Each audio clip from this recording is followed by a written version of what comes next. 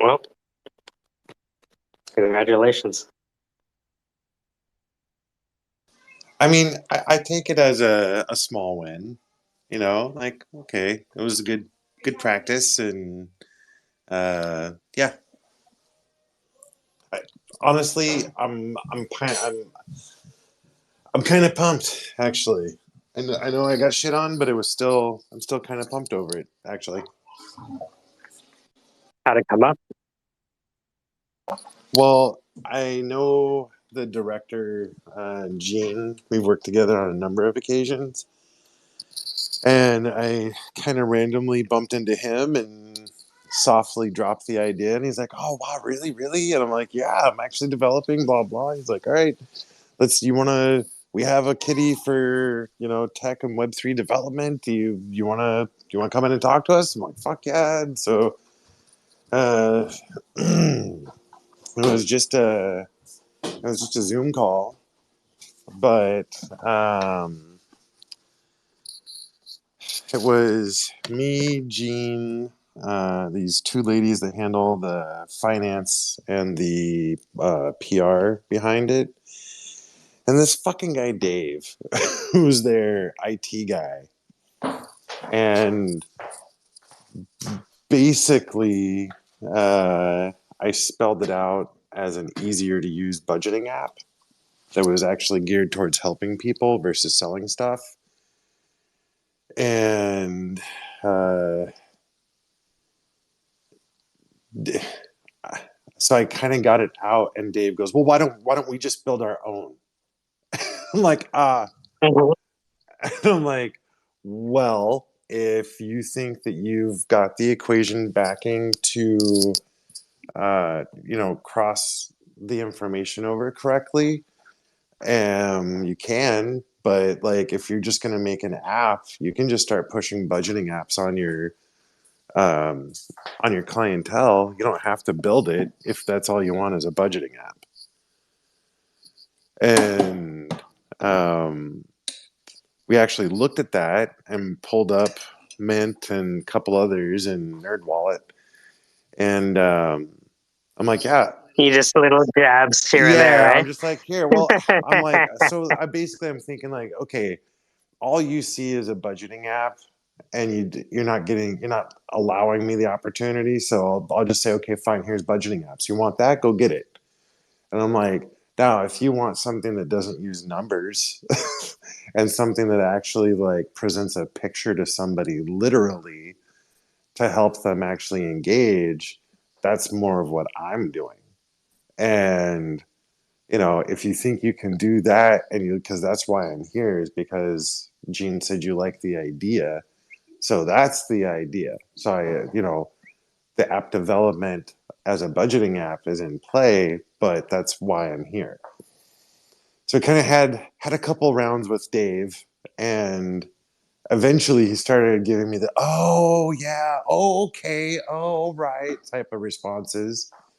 And then once he rolled over, then it was Sarah and whatever the lady name is, the other one. Um, Well, you remember the guy's name, but you well, forget he the was the women's, guy I giving me guess. the most fucking trouble. He was the one breaking my balls. So, but So you had a Twitter space with him, eh? basically, yeah, I got trolled. I got Hmm. trolled a little bit, and I did good. But the other two ladies were kind of hip to it, and then Or they were hip to you. I don't know, whatever. I did. We developed a rapport. We chatted a little bit. We did develop a little rapport. So, anyways, they're like, we like this, and one of the ladies actually has a spatial account, so we were kind of like chatting, and then Gene goes, "Okay, Case." He's like, for our budget and funding and where you're at, I think that a $10,000 advancement to the development on this is appropriate. And at first, I'm like, fuck yeah, you know. And then he's like, so Dave will handle the build out, and you can just transfer it to Dave, and then his cost will soak up about 50% of the dev expenses, and he basically detailed the budget where I walk away with like $500. and they walk away with the app and all the goodies. So I told them that I really appreciated it, but that at this point in time, I'm not looking to hand the project over. I'm looking for backers. I'm looking for people that believe in the goals behind the project, and doors open if they'd like to talk in the future. So that was it. Well, that's a lot of emotions in the past few weeks. And in the middle of that, I'm getting emails from HR.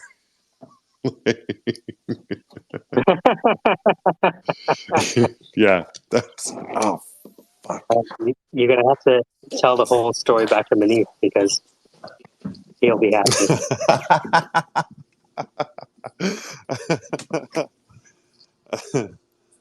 Oh, okay. I want to say hi to Kit first, though. What's up, Kit? Hey. Hey. What's up, buddy? How you doing? What's going down? Not much. Just driving. I was just dazing off listening to you guys, but I wasn't listening. I was just driving and, playing out a plot in my head or doing something that's just, yeah. I was imagining, because I'm driving off of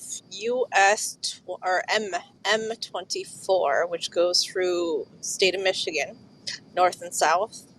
Not an expressway.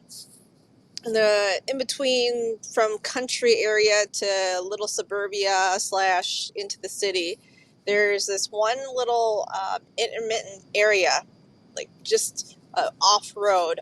There's like a Starbucks, there's a veteran park, and then there's a big lake. And just down the road, you see these tiny little cabin sheds lined up, numbered 1 through 10. And that was, I've seen it there for years, and it just plotting like, how would I do that? How would I establish property that, would I do an Airbnb? Would I have to have a certain licensing to get away with doing like a day rental? And then like during the winter time, people might want to squat for a whole month at rental period. I don't know. Just playing it out.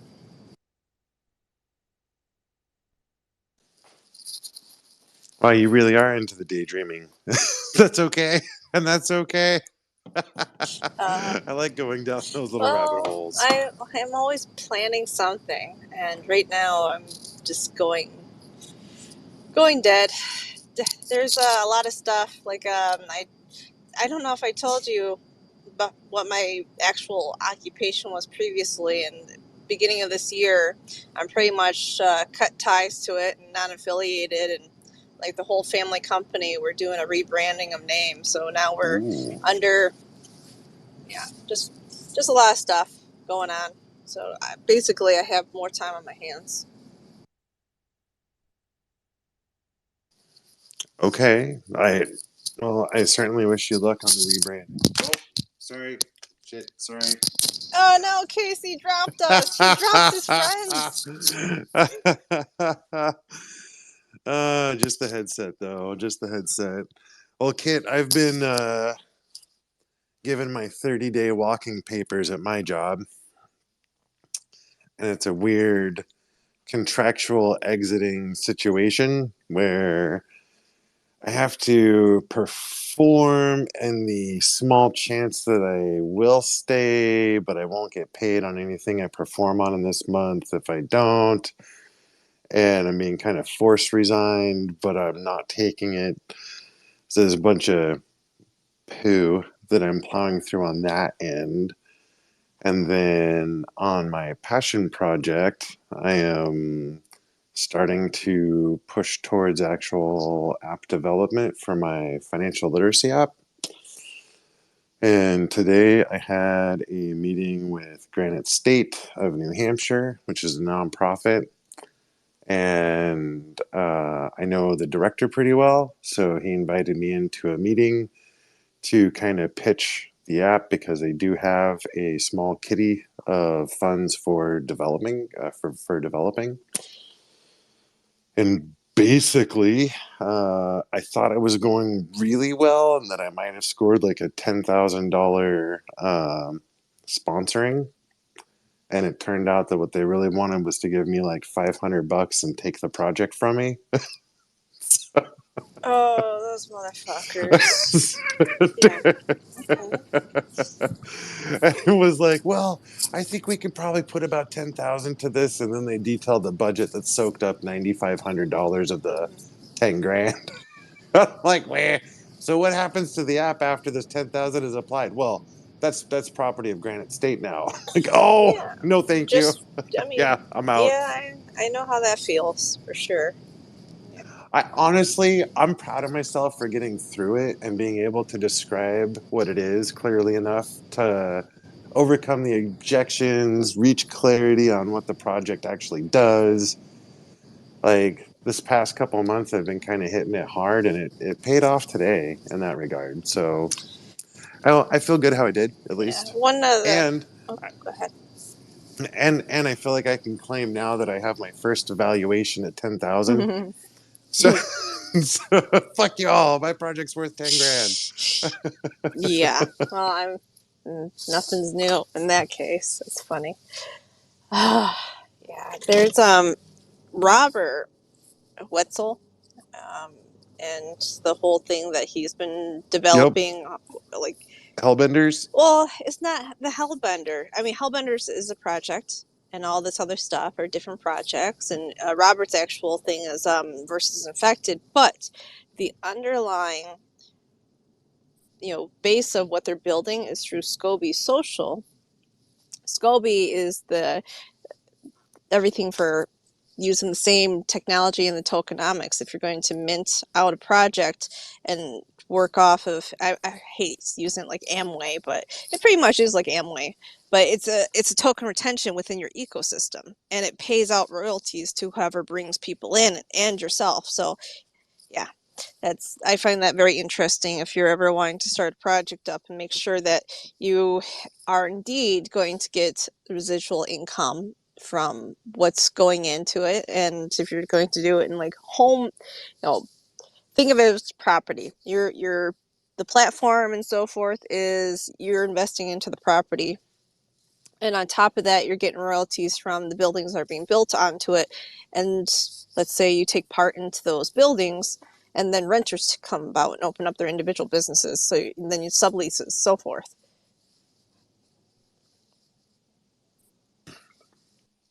Okay. I don't know. But I just found it No, I interesting get it. on the structure that they had. And then if you want to walk away, it's all in a form of an NFT and the tokenization in a certificate form. Just like when you have your shares, you have your paperwork to say that you are, an authorized, ownership and so forth. You can just pass it on. I'll have to spend some time with him. Mm-hmm. Ever since we fed his equations into the Wombo machine, dude, he really enjoyed Oh that. yeah, he's a funny goose. But yeah, he's been taking time off social media just because he's got these deadlines, and then other people have been pulling Sure. him every which direction. So, kid, I've been soaking up the clock on Soyu and Manish, and I'd like to get their take on my adventure today. You don't have to tell me to shut up. I'm just you called me No, out, no, it's all and good. I know. I just didn't want to be rude. That's all. I mean, Michael, this is your room. I'm pretty sure he could just Hmm. pop out. Michael, are you there? Hey, Hey. everyone, how's it going? That's not a It's been a karaoke while. space. It's not a karaoke space. I like karaoke. So, Manish, would you like us to sing us a song about Bollywood? Dun, dun, dun, dun, dun. Thank you. so Manish, You think I did good walking away from a $10,000, $500 payout today? I like that. You just saved yourself from the inevitable.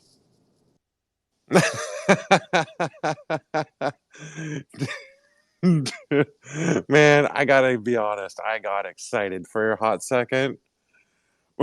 I'm like, holy shit! Am I really nailing down 10 grand in sponsorship? We're gonna develop the fuck out of this It's thing. almost like Fargo. Remember when the guy finds the real estate deal that's not really a real estate deal because he has to get money to pay for the cars, right? You ever watch Fargo? No, No. I'm just like, this is gonna be so shameful to admit this. No, I've never Wow. watched Fire. I know But of that's all like the from, classics. yeah, that's from like where you guys are from. I know. Anyway, he brings the guy a business deal and he's like, oh, okay, what's your finder's fee? And he's like, what do you mean finder's fee? He's like, you're going to give me the money and I'm going to do it. They're like, we're not a bank. Didn't he end up How much being do dead, and then they had to figure out the crime? Yeah, exactly. Okay, so Casey, you just saved yourself from ending up dead in Alaska. Sweet. It's a good day. Good things are happening. So Okay. how did talking to Manish help you secure a $500 post liquidation exit?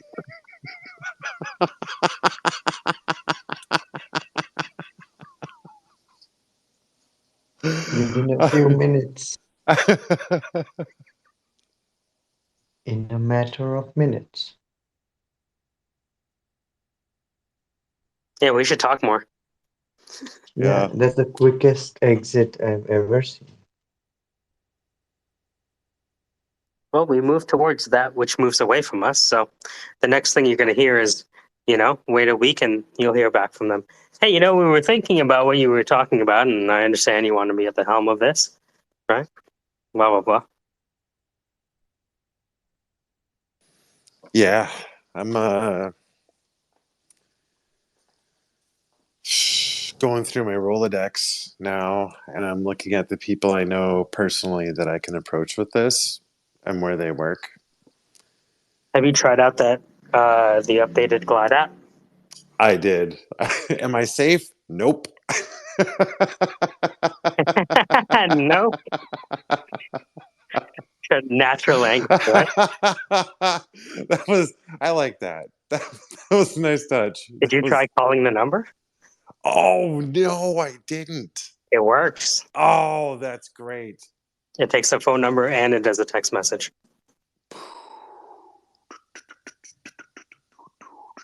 So just talking to Manish saying, look, if anyone wants to see what the app is, then you can be like, look, this is one of our old versions.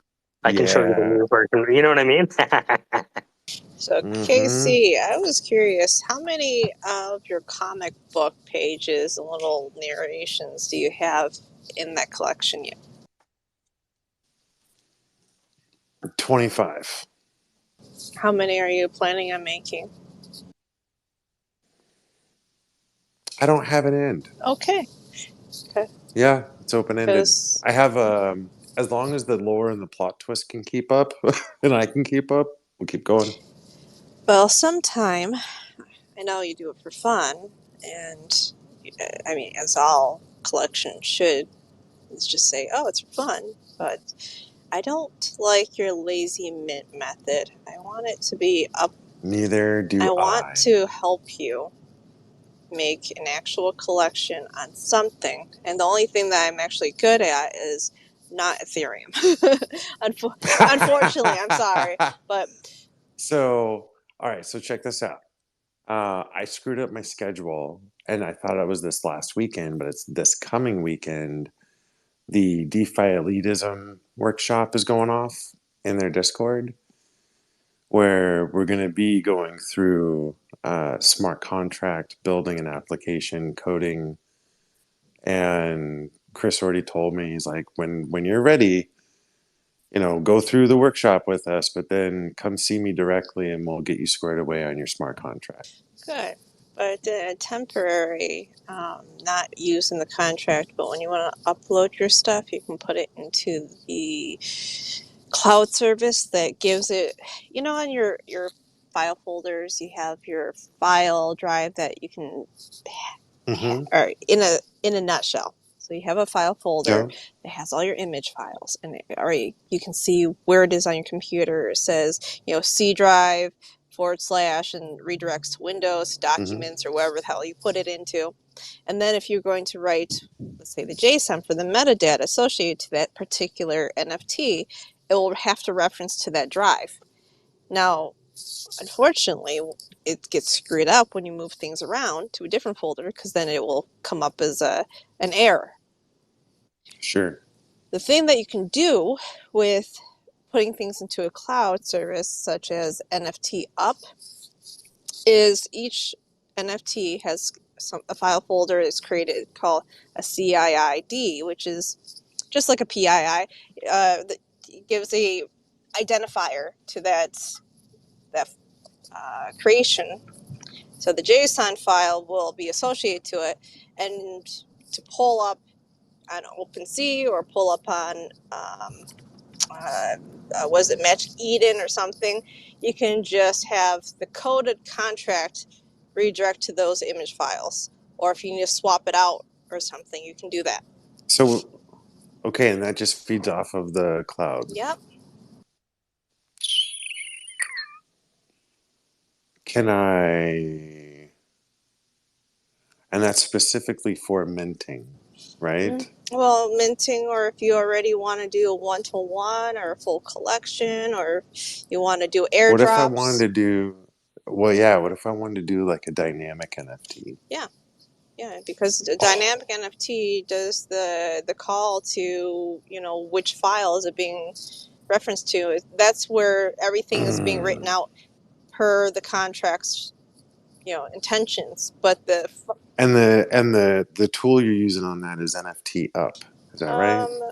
Go to the Worms profile page, Okay. and you'll see it'll be on there, and it's something that says NFT.up. It's a link, but you'll have to have downloaded Node.js. Also, there's another link in the Worms profile that gives you the repositories on GitHub for letting you know how to interact and connect all your stuff to it. That was so... Okay, so this is I've been working around the dynamic portion of the NFT also for my core project. And the dynamic component of it has been a challenge. I can't figure out why, but I do not want to go link for the Oracle. Something about it, I just get a bad vibe, and I don't know why. I could be totally wrong. But if there's a way to establish dynamic NFTs, that's one of the components I really need. Okay, when you say dynamic NFT, explain to me what your version is. So it'll be giving directions to a 3D model. I don't want to say more than that. As a different example, I was going to do like you have your NFT character, and pending your credit score, they may or may not have an aura developing around them, or laser eyes, or some sort of attribute that's kicked off by the measurement of your financial position. Okay, so that would be right. The NFT itself. What you want, like putting it into an individual file. Each NFT will have a separate file on your computer or in a cloud that will be given its own CIID, each file or folder. And then in that folder, we'll have all the components that will make that particular NFT. To make it work is written in the contract for the dynamic use case, and the utility will be separate on a platform, because you need something compatible to make all the scripts work. So that's where in my mind, I had the app pushing out a signal to select one of the files to upload to the NFT. Was the flow, does that make sense? I'm trying to figure out where you're coming from, Oh, so I don't. sorry. Because I'm coming from a different perspective, but I think we're saying the same thing. We Yeah, are, you want to create a platform. The platform has CSS files and Java scripts written out that are looking for something to play with. It's just like you got a light switch socket. You keep flipping it, but it's not connected to anything. So you connect it to, it finds its CII file that's associated to it, and it makes it live. Yeah. So that, again, as you start spending more money, your character representation starts looking more frail and meager. Basically, is one way to think about it. Yeah, so that's also takes a little bit more representation of you definitely need. I know that you're doing your art, but you It's definitely the need. on-chain data and the gas to do it is what I'm up against. And Mm, and using the Oracle to take the data off chain is a solution. I know that there's okay. another solution that's very complex, but again, workshops Well, I this mean, weekend. you're doing things. You want to do things off Ethereum because it's easily adopted. And yeah, you can do things off chain using Oh, Oracle or something I else. have to get used to doing multi-chain. Hmm. I do. And so yes, first Yeah, so off, yeah, Polygon, sure. Solana, Ethereum would be your best bet using, I don't know, Phantom Wall or something. And especially Yep. when the Saga Mobile comes out pretty dang soon, that would be super, super easy for people to do things very versatile through a white box, white box wallet that's separate from a regular TCP. So I was just gonna kind of redneck it and just spin up a bunch of different wallets, reprint on different chains, and manage the flow. I would, well, I know it's that's tricky, right? that's Because you want to go that's where. IBC. Okay, no, I'm not saying IBC. Well, IBC does work with Polygon Solana, but anyways, that's a different story. I'm not going to get into the techno verbatims No, we're of good. like what I'm good. Keep SDKs are. going. We're good. Yeah, I'm good. We're good. Keep Yeah. going. Well, that's where I'm trying to tell you it'd be easier for you to just create everything in a separate file folder. You need an artist that can create different layers, and each layer of that, true or false will turn on, activated based off of people's interaction with your platform. It's all in a cloud service, so you don't have to mint on every chain. You have a contract available for every chain, and whatever people are using, they can pull from the same quarry, which is There we from go. there, and that way there Okay. won't be any copies, because if there's a copy, then you're dealing with shared IPs, and you don't want that. You don't want to Yeah. fractionalize people's NFTs. Yeah. Okay. So multi-contract is the solution, though. That makes sense. That's the only thing. I'm trying to play it out. I'm parked. I'm listening to you, and I'm playing it out in my head right now. And that's what my assumption is from the information that you've given me. Yeah. No, I think that's something I'm going to take into the workshop for sure. So thank you. I appreciate that. And yes, I love the help. Oh, okay. So Yeah. you know what? I'm gonna get off because I gotta focus. I got my own project. I gotta write. I gotta find some edit errors I have in some of my script files, and I gotta get it all uploaded right now because I'm doing a. ChatGPT. No, ChatGPT does not do the shit I need to do, and Okay. because then I'm gonna be editing ChatGPT, and I don't want to do that. I'm doing a special multi-chain NFT project just for shits and giggles, but people have to find its match, which makes it has to be live for minting on Valentine's Day. So they have to find its other match on another chain, and if they're on the wallet, whatever, it would be a screenshot, and that will do an airdrop for a baby on another chain.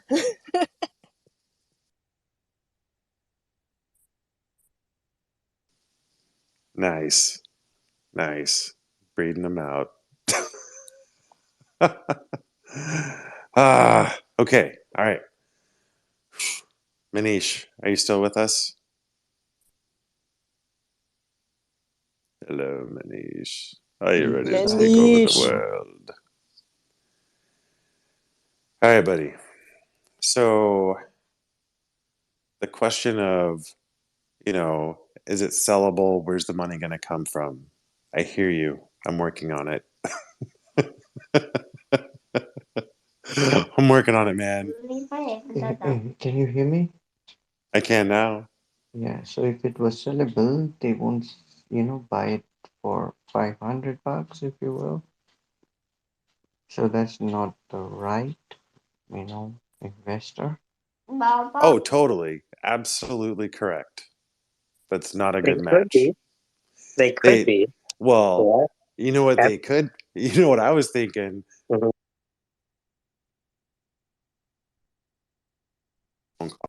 They could be a good subscriber to a service. The thing is, we move towards that which moves away from us. If they're interested enough to want to buy it outright, it means if it was $1 more, they would consider it. Mm. Whether they would buy it $2 more is another story. But you know what I mean? Yeah. Right? And just, they didn't stop thinking about this just because the meeting is over. Right. And as long as they ask you, hey, how's the app going? Oh man, it's working great. Want to see your prototype? Yeah. Right? So I've actually got the teeter totter like partially built in 3D, and I think my buddy Mentis can animate it for me. And I'm trying to get the quick to view formula going on that one.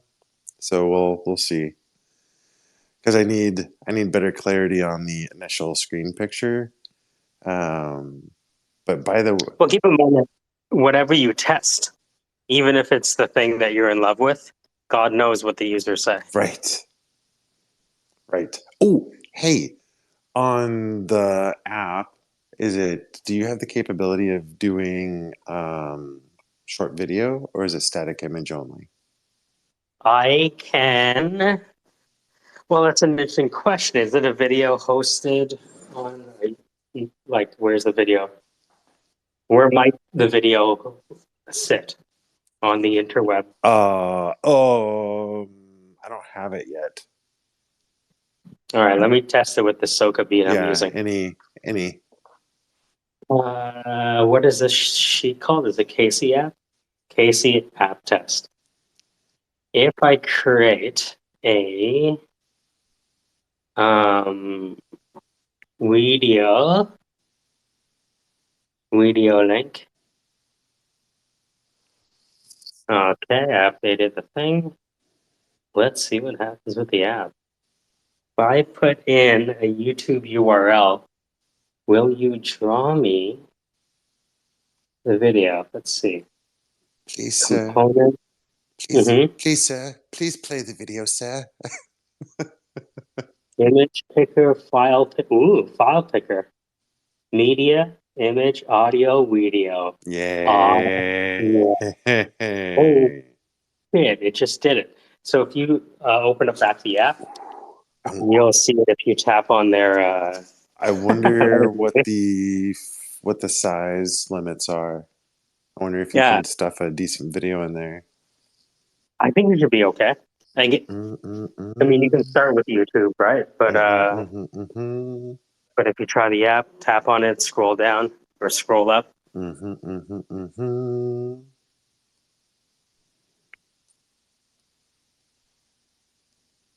Hot diggity dog. Wait, where did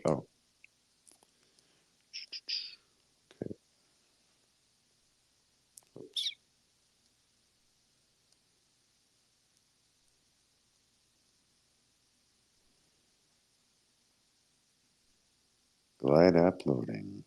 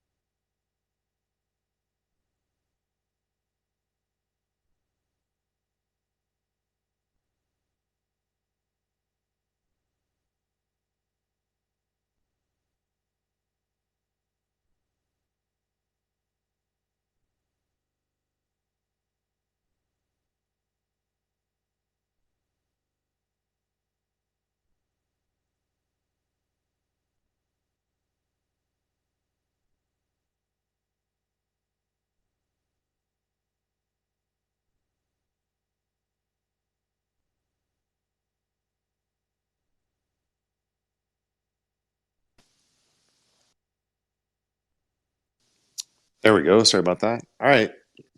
Mhm. Okay. Yeah, we can definitely work with that. Glide apps to the rescue. Yay. Can you imagine that's just a fucking Google sheet? Well, I mean, pretty big things have been built off Google Sheets, so Yeah, we wouldn't be the first person nope. to develop a business out of Excel. Wait, what the fuck did you guys do? How does this thing work? What? Yeah. So, What, if it's good enough for the Senate, it's good enough for us. you know, I'm recognizing more and more how like fluid I have to be in this creation process. So hard, dude. So hard, man. This thing is gonna Well, if it seems like we can see it clearly, it's because we're not that close to it, right. Yeah. right? You know what I Yeah. mean? Like when it comes to the things we're doing, we have the same blind spots you do. You know?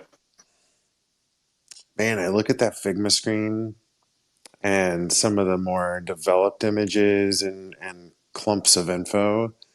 I'm like, there's some good in here. There's some real good in here. Yeah. When I was talking to you, I was looking at the document. So I was like, oh, okay.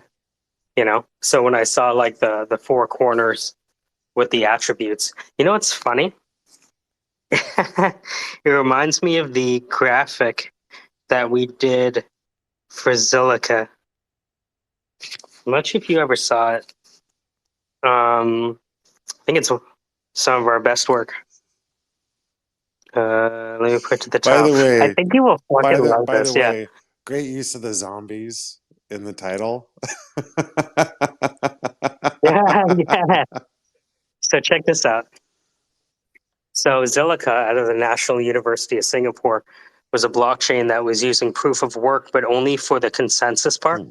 And so it didn't use as much gas or electricity, literally, as Ethereum.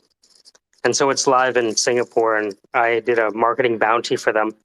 And so they wanted, I'm sorry, like, wait, you what's a know, marketing bounty? What does that mean? Just like a if so, you submit marketing work, right? And if it performs well, they pay you. okay, okay. Oh, okay, that's cool. Hmm. Hmm. So there, it was a way from them to commission and create news from the community. Like, hey, you want to write something up? You want to create a video? Want to do something? Yeah. I was like, all right, so let's. So this is what we put together. It reminds me of your.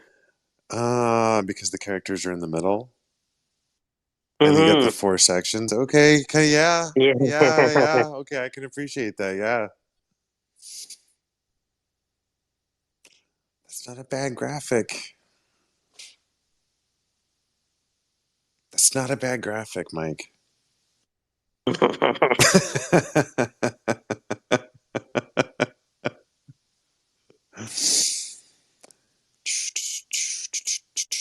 Yeah.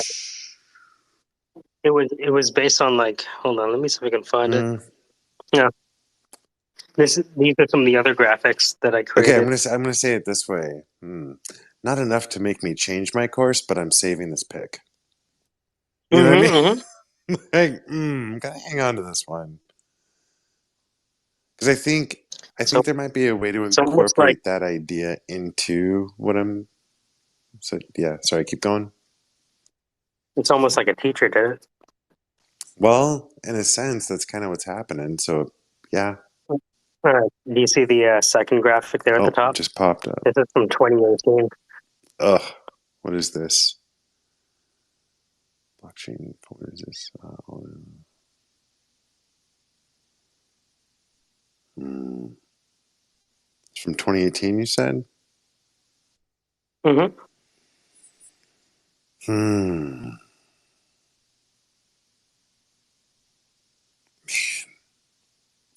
Would have saved a lot of money bumping into you first. Would have saved a lot of money bumping into you first. They didn't even have Twitter Spaces. Oof. Oh man. I think about the hours I spent toiling in the degen pools, sniffling and snorting for truffles of fact, verifiable info. Fuck, man. Yo, I had to go all the way to fucking Japan to get that information. You see how it's written in Mm-hmm. Japan? I asked the guy to translate it for me. I'm like, oh, fuck. So Hashgraph is legit, huh? Hedera? Okay. It's wild. What's up, Peter? Peter? It Peter? was so funny. It was so funny. You trying to find a point to tell Manish. God bless your heart. I do try. And It's so I funny. do. I feel like I do a pretty I good had job circling so around, right? I had there's only so much you can do sometimes, but I enjoyed every second of it. I'm, it, I do, whatever. I try. So So funny. I'm dying in the background. yeah, I saw the opportunity and I took it. You know what I mean? There's my opening. Go. You're a piece of shit. Pouring their heart out to you, and Look, I got a lot of shit going on in my life. People that want me in their spaces. This is me. I come on intense because I got a lot of shit going. So, man, if we are using this as a meeting place to transfer information and feedback from each other, cool. I got some shit to work out here. Let's do this. how this is so utilitarian. Yeah, let's get to it, man. Yeah, fucking capitalist. What about community? We share emotion on the regular. It's enough. We have enough. It doesn't have to be all and all the time. It's okay. We can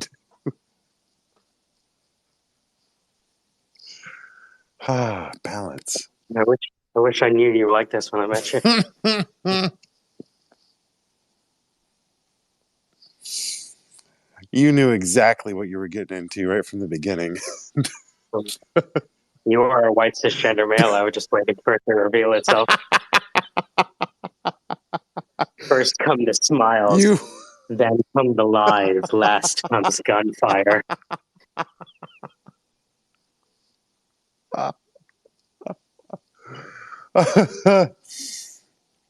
I don't appreciate your racist comments, Michael. I feel that is untoward and inappropriate.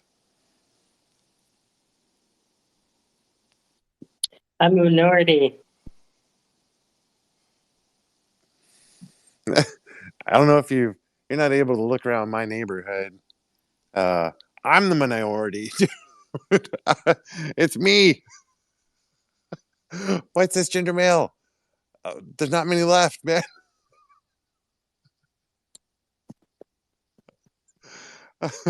It's a dwindling pool. There's fewer and fewer. The demographics are shifting. Mm-hmm. Pretty soon I'm gonna be ruled by people like Peter and Manish.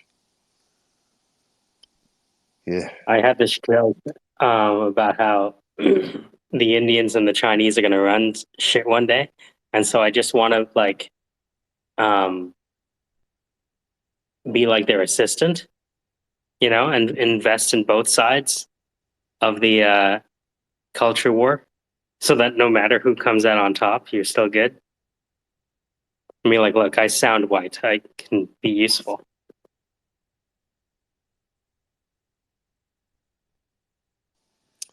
Just fitting in wherever you can get along, huh?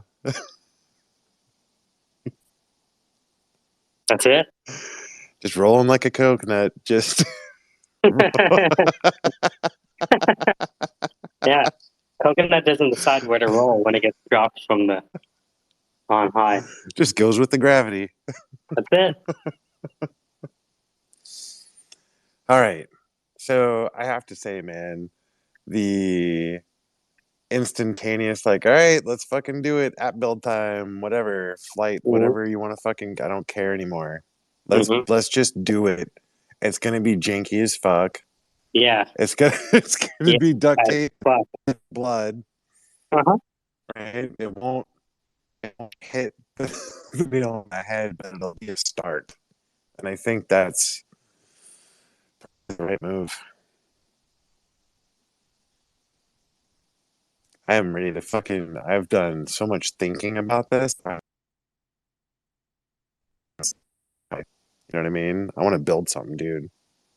I've got a head of what I want it to do. I know the math behind how to make it, and yeah, I was reading an article about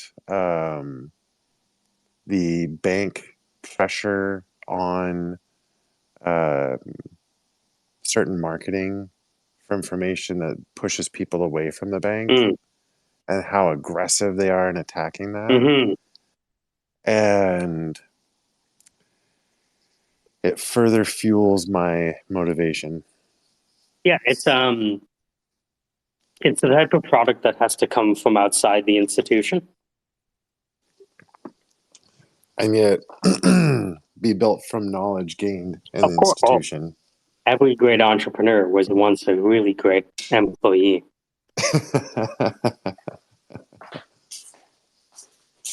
Mm. Well, I will. Oh, hey, when you access the Figma, was it the one screen or did you get all three screens? It looks like there's some big mash of stuff. Some what? Looks like a mash of stuff. A map? Yeah, like it's titled Initial Dump. Let's see here.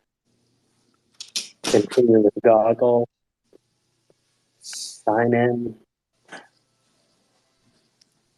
Um,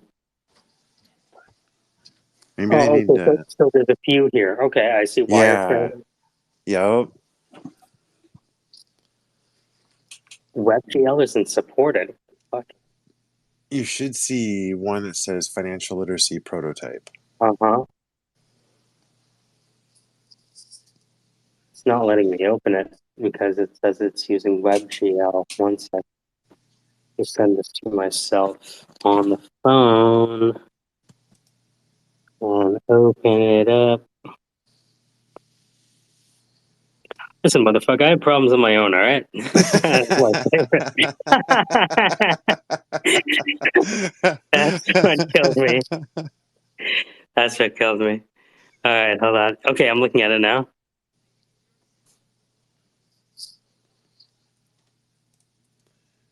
So just for this is as far as Matt took it Mhm. to start with. I love it.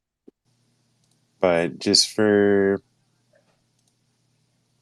did you get to the third screen where it's got the little ninja with the frowny face? Where is that? Should be on the third screen in one, two. I don't have it separated by screens. Is it Um, is it the Fin Health metric, the power metric? sorry, did you open the financial literacy prototype? Mm-hmm. And it should have a first screen that says House 123 Fake Street. None of it is separated by screens for me. I just have everything all in one board. Ooh, ooh, yuck. What? Okay, interesting. I Oh, wonder. the I see the person with the thermometer. Yeah. Okay.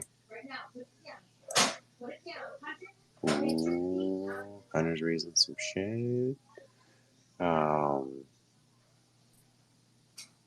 that particular screen kind of edges towards the idea. Mhm. Anyways. Yeah, no, 100%. Yeah, the one of the things that I was talking to Manish about is when you think about the customer journey, the guy from Google, he said, can they complete the first journey within milliseconds? Right. Mm, So, how soon or how difficult is it for them to get what they want? And so, we're thinking if they have to authorize the credit score and then authorize the bank account and then authorize something else, we're like, man, that's a lot of clicks. yeah, the onboarding is for real. Yeah. So, we need, so if you want them to go through those things, then, that's what sales development reps are for. And that's you too, I guess. So, Oh, you can I tell Dan about everything. And Paul, we have to keep them up to date. All God, right. that's how you do this thing. You just make the person repeat it again and again. Well, What's up, just Dan? give That's me it. the distilled movie version. Is it like a Good Morning Vietnam, or are you on like Hell's Break? Oh, so we were talking about the app development. As far as the job goes, I sent in my message saying I will not pleasantly resign. You must fire me. Bring it Nice. on. I got 23 days to produce 2.5 million in mortgage. Let's rock. I like that. So, so Thank pushing them. hard on all fronts, dude. It'd be fun to smash those apps in and be like, oh, guess you guys will have to deal with me for another month. But whatever, I've got exit plan already in motion. So I figure you can always go back and go, look, I didn't get 1.9 million or whatever I needed. However, I did devise a new AI system to go and find 48 trillion. But unfortunately, I got to go. You know what I mean? Well, that's kind of what he's doing, though. That's hilarious. That's awesome. there is the whole concept of the contract that states anything developed under their roof is theirs. So maybe not, but I like the spirit for sure. I forgot you worked for a cubicle. Yeah, Yeah, yeah. if you worked for an agency, they may have been dumb enough not to necessarily incorporate that. However, here at Well, Rockwell and Rockwell, no, I'm just kidding. well, to So be honest with you, the prototype's on my account, not yours. So whose app is it? I get. That's very much true. At least when you're in developing software for clients, you do get kind of fall. You can get like I'm like wary of a client right now who's going through sort of like an acquisition thing, and they think their IP is worth a ton, and I'm like, it's really not as worth as much as you think it is. It's like, look, this is like WordPress and some Java, like, you know what I mean? You know? And they're like, dude, it's the greatest thing in the world. I'm like, no, I mean, we built it on a weekend, and then you flipped it 90 days later, and now you got somebody who wants to date you for a couple of weeks. Well, you got what you wanted out of it, but please don't try to sell this like Oprah's greatest couch. On that note, I'm taking a hit. Okay. All right, give Paul the background, Casey.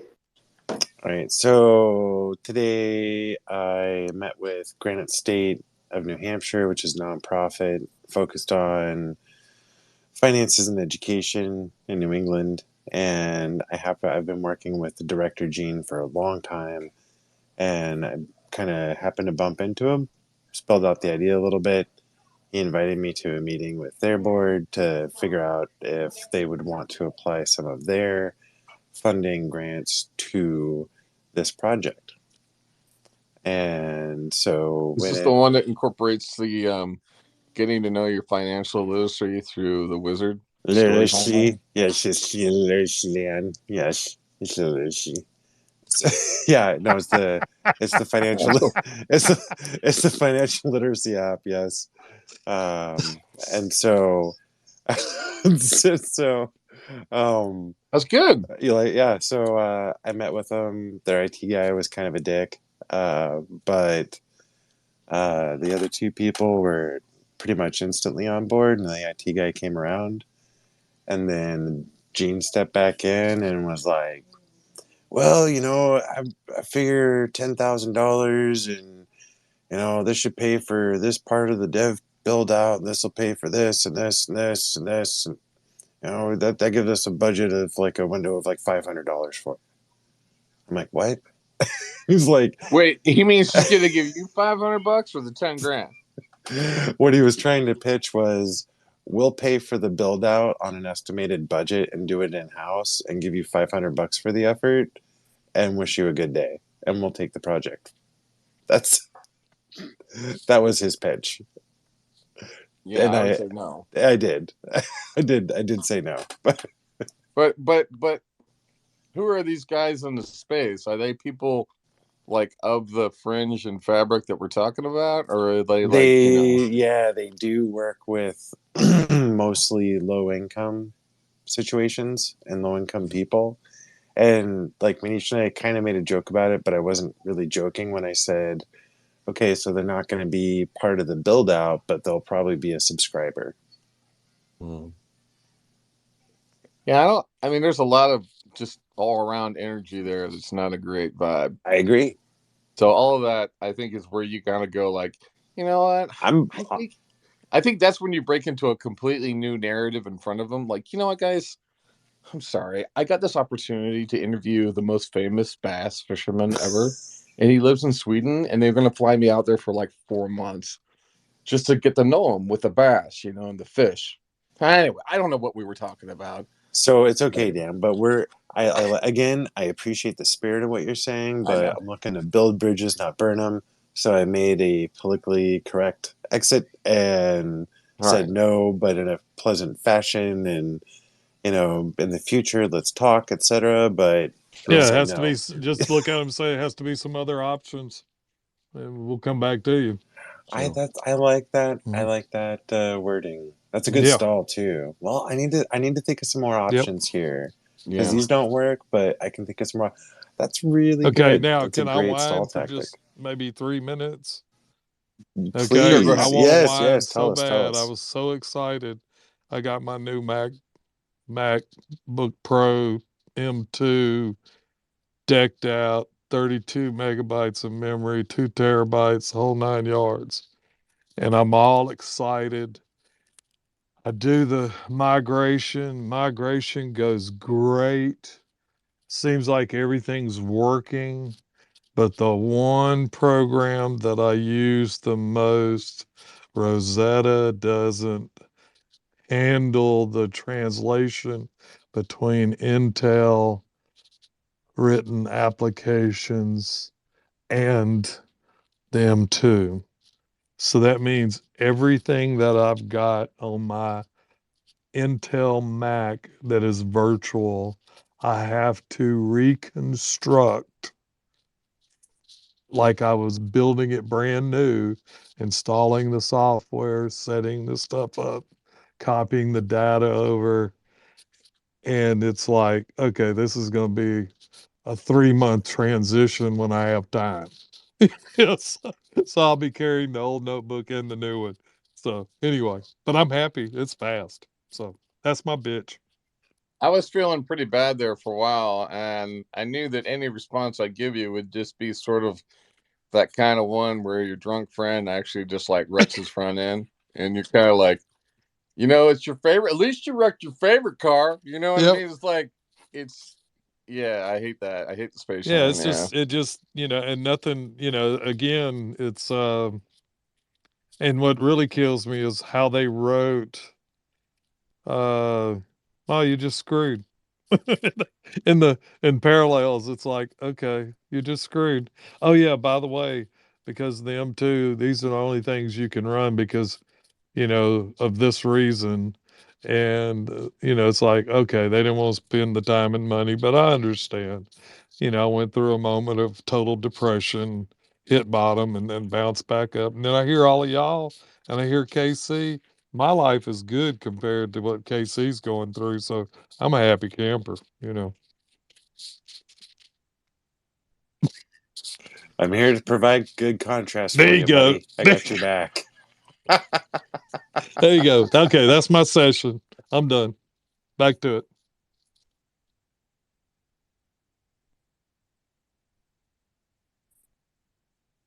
So you're dialing for dollars tomorrow, KC? Yeah, I'll be dialing for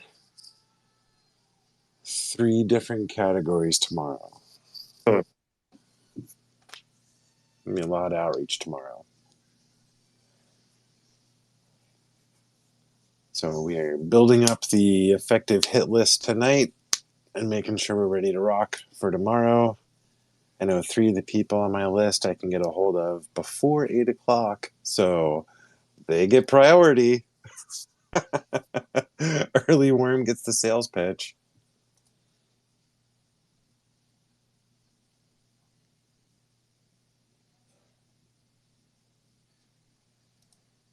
All right, I'm gonna go do dinner with the fam and do that thing. I'm gonna bounce out. Hello, Lagatha. Hello, Peter. Enjoy. Yeah, I will. Remember, send me your lore questions or lore Oh notes. shit! Thank you for Your reminding lore me, dude. factory of goodness. Dude, So we actually thank put you. down that Dan, also known as the D.A.N, or whatever that's known, the autonomous network, actually has its original origins as a version of software that Manish had running on his server in college. It's a long story, but yeah. See, yeah. No, this is a good blend here. This is a Yeah. good match. Yeah. Yeah. Okay. Awesome. Thanks for the reminder. I appreciate it, and I'll talk to you guys soon.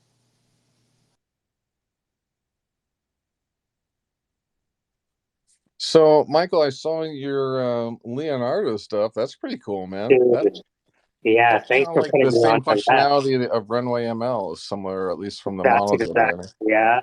yeah. Uh-huh. Very cool, man. It's it's kind of I don't know what to make of it, to be honest with you.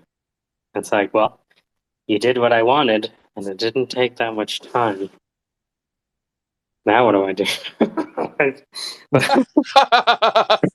You know what I mean? This is No, embarrassment of riches. that's cool, man. Um, yeah, and as we said before, and so it begins. Uh, got another gig today. This is a trauma doctor I used to work with a long time ago. I kind of helped him get this initial company going, and now he's like, it's funny. I called him like right at the same time he was about to call me, and he's like, are your ears burning or something?" I'm like, I don't know. Anyways, but it's like it's kind of the application that Manish and Zach are working on. The what the heck is that thing called? Captain, whatever Yeah, that. captain's log. Yeah. Yeah, Captain's Log. It's along those lines, or at least it's a gig of potential of that. So I wanted to get the video that you initially made of that, and then I sent a note out to Manish. You'll probably see in his email there, about maybe understanding more about what was made, because I think there's a client. I think this guy could be a client for it, and that could be an interesting. That's a narrative we can either add to the startup, or it could be the thing that helps the startup. I don't know. I just know that I have a feeling that concept can be leveraged. You know what I mean? So So what I'm gonna put to the top is a yeah. trailer. Oh, cool. I'm looking for. Um, oh yeah, the technical overview. There you go. That's at the top. Um, The business case was in part borne out by that video. So there's 3 videos there. Yeah. One's the trailer, one's the technical overview, and the other one is the disorienting dilemma from Jason, the VC, saying that can't find enough coaches. Great coaches always have their dance cards filled. Nice. He has like a portfolio company of like 200 startups, 100 of which need coaches, but where do you find them? Yeah. Perfect. Awesome. This is perfect, man. This is kind of what I need to absorb to see. It was rattling in my brain when I was talking to this doctor. I was thinking, there's a project in AI that can be leveraged. And the cool thing about him is that he has his own sort of medical protocol that could be used to inform the model, right? So and I've been wanting to actually work on that for another project to sort of, find a way to sort of document a process or your protocol on how to do something, and see how well you can sort of train the computer to either mimic either a line of behavior or Q&A in the process of building out the product. So it's basically a fluctuating thing or something greater there. So very cool. Thank you. All right, I'm just DMing you this stuff. Yeah, a lot of this shit comes in handy in weird ways. All these. Yeah, they do, because they're kind of they're proof of life on a timeline that runs in parallel with you, right? So while you have your timeline of stuff that's going on in your life, you have sort of like your timeline of achievements. And while they could be, played this gig or did that gig, you also have, I made this prototype. And for everything that you can put on your achievements, sort of like, and it can be any achievement, like you didn't go work that day because you felt to stay home. That is an achievement just as much as going into work that day. You know what I mean? So, but that's cool, man. Makes me think a lot about I don't know, just about, it was funny, my friend was saying she was looking at a picture of this guy that we are going to talk to, and she says, "Oh wow, his eyes, you can tell a lot about their eyes." And I'm like, "What are you saying?" And I don't know, she has this whole thing about reading people's eyes and how they can sort of tell you another aspect to who the person is just by how their eyes look like in a photograph or something. I don't know, it's kind of deep. You can. It's like eyeball phrenology. Yeah, Yep. it was almost like she was looking at a picture of a guy and say, "Oh, his eyes look tormented." I'm like, "What are my eyes saying?" She's like, "Energy." I'm like, "All right, okay, well that's good." Oh, yeah, yeah. Show me all those guys with the non-tormented eyes. Yeah, you know what I mean. Oh yeah, that guy never met a torment in his life. You know? See, now it makes me want to go to Stable Diffusion and say, "Give me just the tormented eye look." Let's see if the computer knows what it looks like. You need to sign up for that fucking Leonardo da Vinci shit. Yeah, I did. I saw when I saw So that, I was like, fast. "Damn, here's another one." So yeah, I signed up for it. It's cool, man. I love that you're in there making models, man. That's really cool. That's really powerful. I just dragged in the images and I said train. I want to find.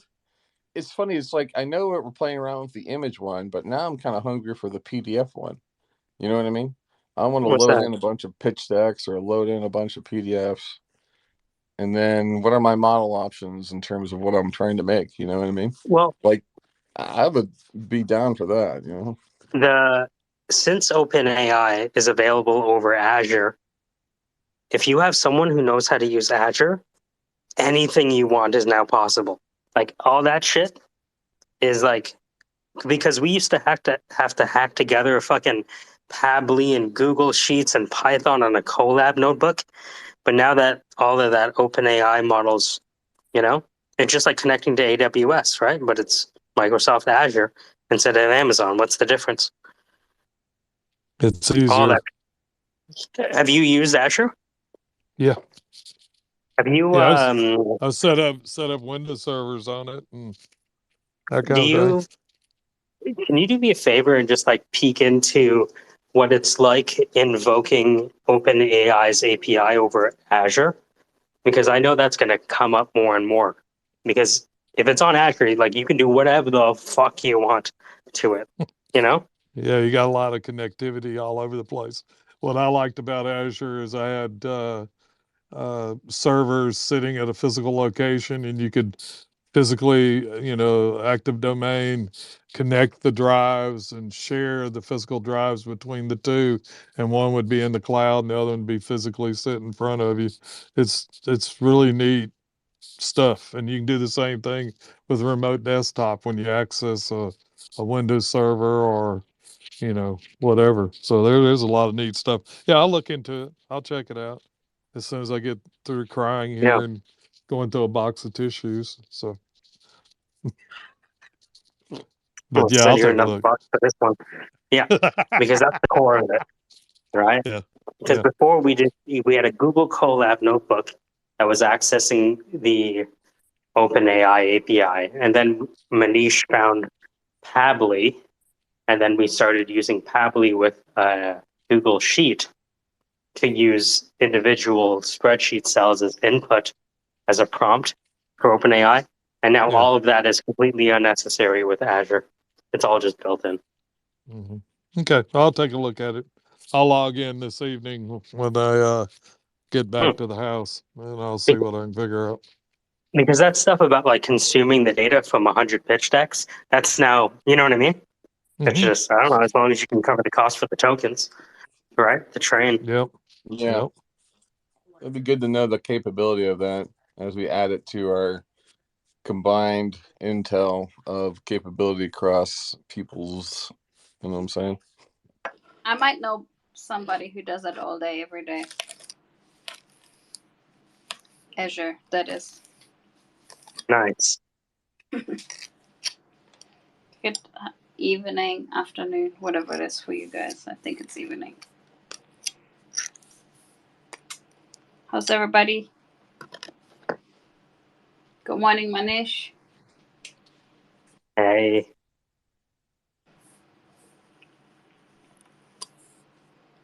Do you guys want some entertainment?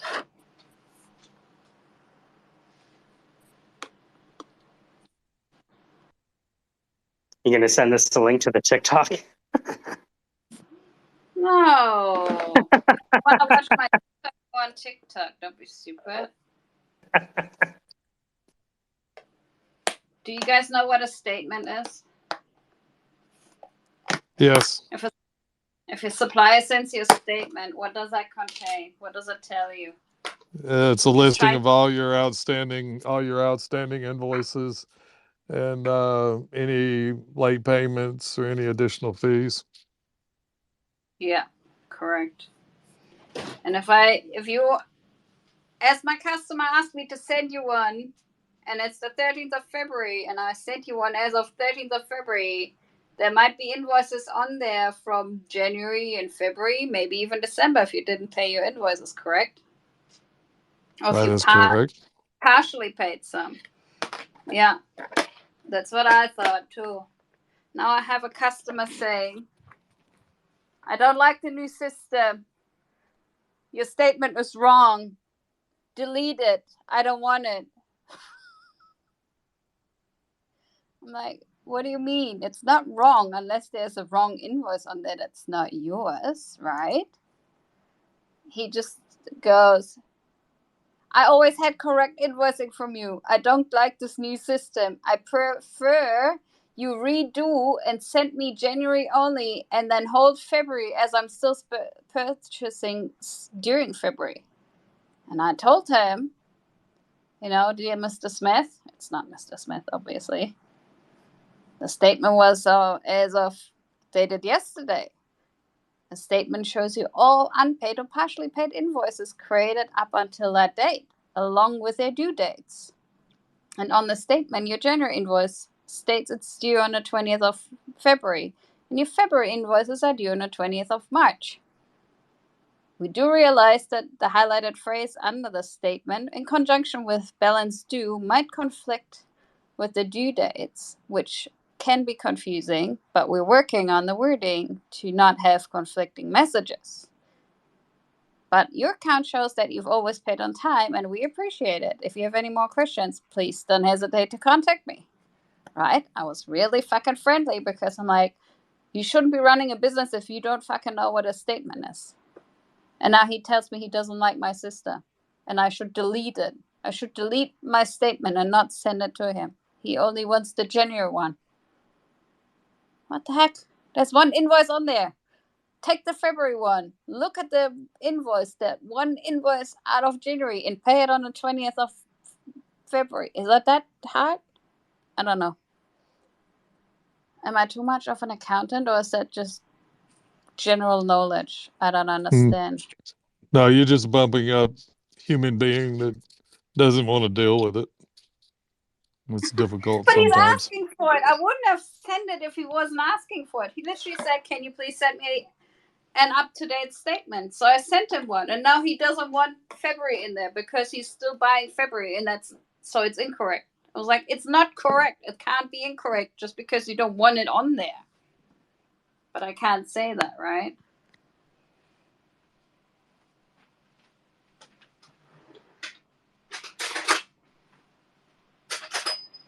I swear, dumb people is my pet peeve. Incompetence is something I cannot deal with. And I cannot be friendly either. I have to let someone else talk to him. Otherwise, I'm just going to pull him through the fucking phone and tell him to cease his business. Yeah, it's the stupid virus. Yeah. Fuck me. I Not don't want you. it. I'm I not don't saying like your you. system. Yeah, I know. Your invoicing has always been correct. Yeah, there's nothing wrong with the invoice. As you see, you ordered one thing in January and it's on the statement. Nothing wrong with the invoice. Nothing wrong with the statement. Only thing wrong is your fucking brain. Fucking pay your invoice on the 20th of February and we're all good. Just do it. Dude, just do it. You can do it. I believe in you. It's not that hard. It's one invoice. Just do it. He wants me to delete a fucking statement. I'm like, there's nothing to delete. And there's nothing wrong. God, how do people deal with these kind of things? And why do I have such a low tolerance to dumbness? And how do I get a bigger one? I just Anyone? breathe. I take deep breaths and just say I that, can't. you look in nature and there are weak ones and there are strong ones, and that happens to be one of the weak ones. Yeah, but I can't help him more than I already did. I'm afraid. I don't know what else I can tell him. Send him a blank piece of paper with statement deleted, and the invoice number needs to be paid. You know, it took me fucking an hour to write that email because I kept, being not so nice in the email. So it took an hour to fucking write a friendly email. And now he's telling me he wants me to delete it. He doesn't like the new system. It has always been correct. There's nothing incorrect. You're just too dumb to read. And then the tip of the iceberg is he tells the customer service person to sort me out. I'm like, motherfucker, I'm sorting them out, not the other way around. It's weird. I don't know. I just have zero patience. Also, I have 8 butterflies in my house and a cyclone. So they're in a washing net now, which I put over a Tupperware and a coat hanger inside, so they have some room to fly around in that little house. But it's getting too busy in there, and I need to wait till tomorrow until the storm's over before I can let them go. And we had to euthanize one already. He had all crumpled wings. He didn't make it.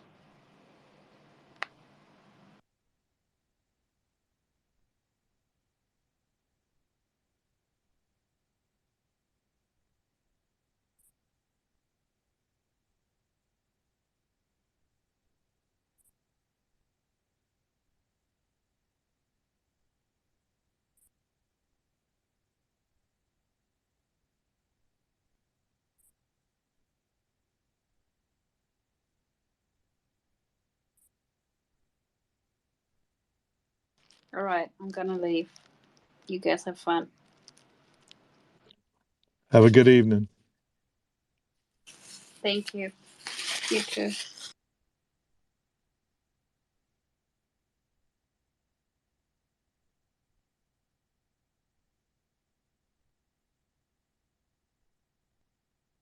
Hey, Walt.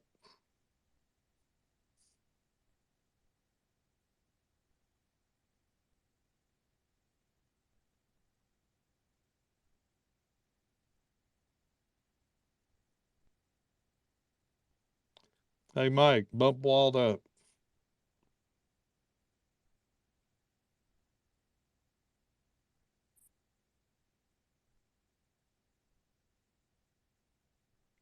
Give him a sec. He probably stepped away to go get some tea. Hey, no, I'm just reading. What did they do to this nurse? Is the BC College of Nurses and Midwives starting to regret dragging exemplary nurse Amy Ham before its discipline committee? With the glare of the global spotlight on the BC nursing regulator for its dubious transphobia allegation against Ham, the college appears to have gone into full damage control mode. With the prevailing media narrative casting Ham as the victim of the college's unscientific gender zealotry, the college has gone on the offensive with its own media strategy. Wow. This is playing out in the courts. Yep.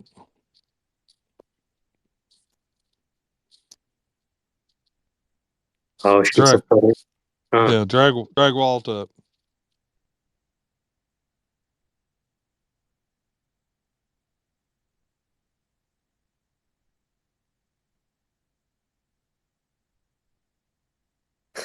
In one case, a nurse admitted to buying beer for a patient in a detox center. Well, I can understand that because alcohol withdrawal is the only alcohol. You know that like that withdrawal is the only withdrawal that can actually kill you. Yeah, if it's severe enough. Yeah, if it's severe enough, yeah.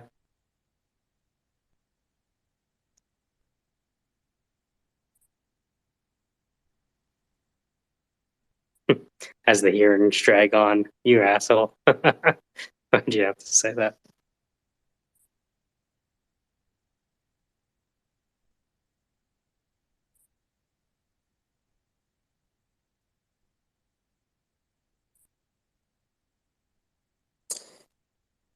Through the testimony of the college's expert, Dr. Bauer, and through their cross-examination of Ham's proposed experts, it became clear that the word gender was being used against Ham in a way that could not be pinned down or defined under any clinical or diagnostic frame.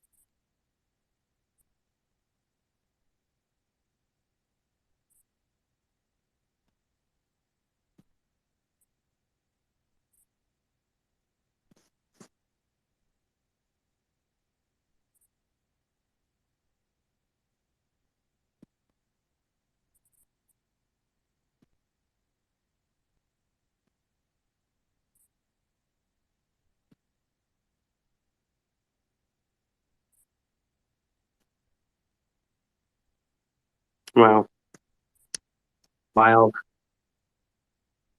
There's now a movement of people detransitioning. Have you seen that?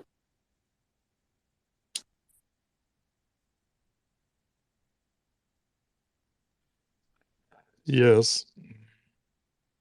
Speaking of transitioning, Walt, what's going on? Geez, I thought you were mad at me. Or what did I say to the lady that left? What happened here? I get in and Hey, she's leaving. don't assume her gender. Well, you guys are back to that bot thing, right? Well, Walt, I just want to say, you drug me up and then you split No, I in that got earlier kicked room. out. Did you Yeah, I really? got kicked out twice. I don't know what was going on with that whole thing. I got kicked out Yeah. 3 times, and I thought, okay. And then when I tried getting back, I thought, okay, well, then like I had to go, I do work. Right? I'm old school. I do actually work. Yep. Yeah, they definitely they went on the pitches and Well, recruitment drive and all you that. did good, Mr. America Party. Did they recruit you yet? Oh no, they tried real hard. I told them I would evaluate it and get back with them. No, but So it's not John. John's Mr. Independent. I don't know what the heck he was yeah, doing there. Yeah, I like John. He's actually, yeah, he's actually a breath of fresh air. yeah. He's pretty sharp. He's pretty sharp. I mean, he definitely had some good arguments, and you know, and this concept and his approach is really clean. And yeah, that's it's gonna have if it's gonna have to be a strong grassroots, that kind of thing. That's a challenge. So. Well, I heard you guys are starting a new government. yeah, Congratulations. yeah. I wouldn't talk, Mr. Hamilton. We're gonna take over Toronto. We're gonna call it Hamilton now. Yeah, we're gonna, we're gonna, what is it? We're gonna go in and get. We can't even use plastic forks anymore to attack. It's all out of wood now, isn't it? Straws. Look, they're using We paper forks. I heard. Yeah, paper. Wooden forks and paper straws. That's what we're going to be able to. I think you could get elected on the platform of eliminating paper straws. No, actually, I figured out my mecca, which is Costco. Obviously it's my mecca. Mm-hmm. They have these tops that look like that they got away with. They're almost like it's kind of a super cheap sippy cup that I remember my girls used to have. So you got all these clear looking sippy cups now at Costco for your $1.50 hot dog. Nice. Hot dog and what is it? My exclusive. When I take all my good business guests, I take them to Costco for $1.50 Pepsi and hot dog. It's a great hot dog. Yeah, that's actually not too bad. You got a choice of, I don't know, Paul, what's your Costco? What kind of choices have you got for hot dogs at Costco? I don't go into it. The wife does all the shopping. Oh, it is. And all this stuff. I don't know. Well, see, the henpecked guy like me, I'm the one that does the Costco. The wife basically gives me a list, and then I go in and do it. Actually, the Costco by where one of my plants is, it's fantastic. We usually it's a great place. If it rains or whatever, we usually hide out there. We call it our cafeteria.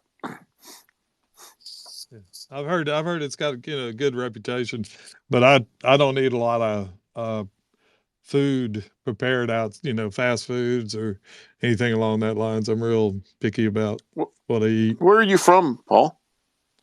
Arkansas. Well, I'm from originally Mississippi, but I'm in Arkansas now. Yeah, we Canadians call you Arkansas. You can say that. Some people do. Seriously? But it's Arkansas. Yeah, it is Arkansas. But yeah, when you read it, the first time I ever looked at it was Arkansas. And then they can see we're the schmucky guys from Canada that can't pronounce Arkansas.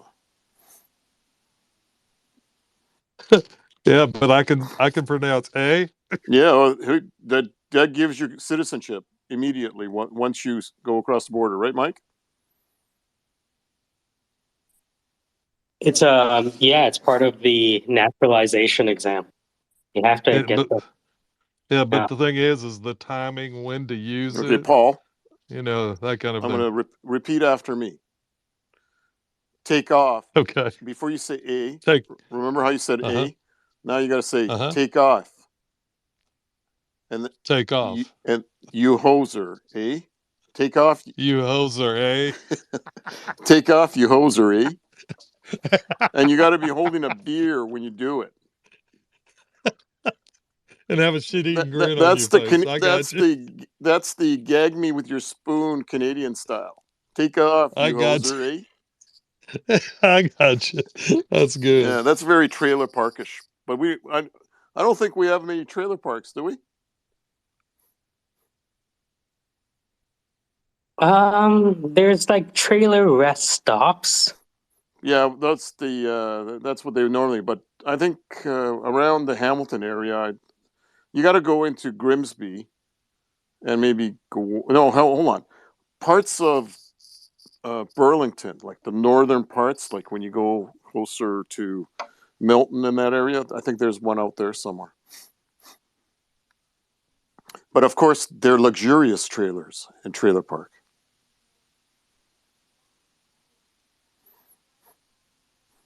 That's where the trash is worth something.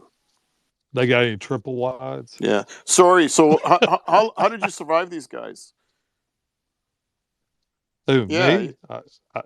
I stayed quiet for a real long time, listened to them, figured out, you He know. did. He was quiet for a long time, and then he started talking, and everything got fucked up ever since. No. If you we were kind of in a it was one of those things where you show up at a party and there's like no girls and there's like four guys and they're doing whatever they're doing and you want to leave but there's not enough people to kind of blend and you'd know you'd be missed, right, Paul? Yeah. But I'm telling you, I tried getting back, but there's something about and that guy was by himself for a while. I noticed just in the back, the actual America Party guy was all by himself there. Yeah, John was telling him, explaining to him how he had set up his FEC filing and how he was structured different. I mean, they got into the into the weeds of how all the things you have to go through to have a national party, and if you have a caucus, or if you have it's just that the structure. And I'm sitting there just listening to it for a little while, and then I go, I just well, survived 2 elections, and one was one of those fringe parties. Fringe parties don't uh, do anything. If you're not, if it, well, first, number one in an election, it's name recognition. And when you look at my name, there's no recognition about, other than line 13 on the eye chart scrambled. That's my last name, right? So, there's my name recognition. Maybe it's subconscious or something. And then number two is you have to have a recognizable party, right?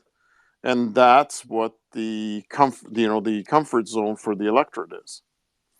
And then what if you get down to it? That guy doesn't have name recognition, and the American that guy kept on going back to the American Party and this and that. He's going to knock people over. I mean, nice enough. Well, I don't even know about that, but I mean, valiant effort, right? yes, yeah. Yeah, that's like my real name, because this is my alt account. This is the one where I can speak and say and without getting too much trouble. And it's kind of like the man in the mirror. I'm the guy in the mirror. That's the reason why I started talking a lot. And you know, my real name, it's a hoot. It's kind of like a boy named Sue. Oh yeah. And yeah, and I have cracked a lot of parties with it, just and then they got to make fun of me afterwards. I've learned a long time ago No, don't do to that. be thin skinned. Well, no, to be thin skinned because that it doesn't really matter. It's like it's my name and you can make fun all you want. I don't care. Mm-hmm. This is the way I was blessed. You don't have it. I do, so you're paying attention to me. What's going on here? So Yeah. Oh, well, people are people. It's oh yeah. Oh yeah. Well, with my last name, you can just imagine it was not exactly an easy school existence, if you know what I mean. Yeah, I just looked at it. Ooh, that's a mouthful. How do you Yeah. even pronounce that? Well, it's just new wits. So if you sneeze, right? I just knew it. Oh, Just knew God. it. I got you. And Yeah. then so I learned, and I'm being, and I didn't have, I'm an only child, so I didn't have brothers or sisters. And so what ends up happening is, so in junior school with a name like that, you're a dumb Pollock. So people beat the crap out of you because of just your name, just for shits and giggles. And then in high school, people beat you up just so they're a little bit more shit, just older shits and giggles, because you don't have a brother, older brother or sister, because they know that they're not going to get the crap knocked out of them. So I've learned, as somebody was beating the crap out of me, to get the leg, hold on to it, and bite as hard as you can. I would say I can count on my both hands how many people have my teeth marks in their legs. And they would limp for about a week after I did that. So I might have, had bruises and cuts and everything else, but they remembered me. Yeah, I kind of went through similar things. I'm gonna tell you my real name, and I'm gonna tell you what my middle name is, and you have to say it all real fast. Yeah. My first name is Oma, Oma. Middle Okay. name is Aiken, Akyn.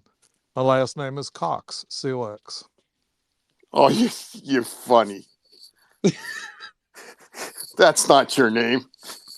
the Yeah. the middle Yeah. You know name's what? not. You know what The you gotta. middle name's no, the middle name's not. But the Yeah. first two are. The first and last one it Oma is. So, Cox. yes. Okay. Well, I can When I see ran people. I for could when I ran see. for yeah, when I ran for student government president in college, my slogan was "We want more Cox." So Okay, and it's COX or COC. COX, yeah, COX, Well, that's all right. yeah. Okay. So So there's your name recognition. yeah, and that's how I ran. I So ran three you got times. you got to Yeah. try that. Oh my Aiken Cox at Walmart. Say, can you? I have a friend of mine and I lost him. Can you please? His name is right. Yeah. See if that works for you. Oh, listen, it's been done so many times. It's Or it's it's or it's funny. Okay. or Rusty Bed Springs or IP Nightly, right? Yeah. Exactly. It's not as bad as that. Yeah. Rusty Bed Springs is a lot worse than what your name is. Yeah. Where did you get Paul Hendricks from? That's my confirmation name, and my grandmother's. She's Frederick, but French, and the doctor who delivered me was German.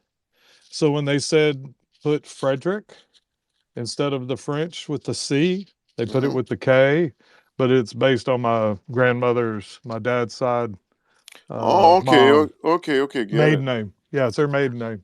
Oh, that's cool. Yeah. And then Paul is kind of what, biblical Paul? Yeah. Yeah. That's nice. Yeah. See, Saint Paul, right? Yeah. Yep. That's it. He's a special saint. Yep. I was always told I was special because I was the baby. So Mm-hmm.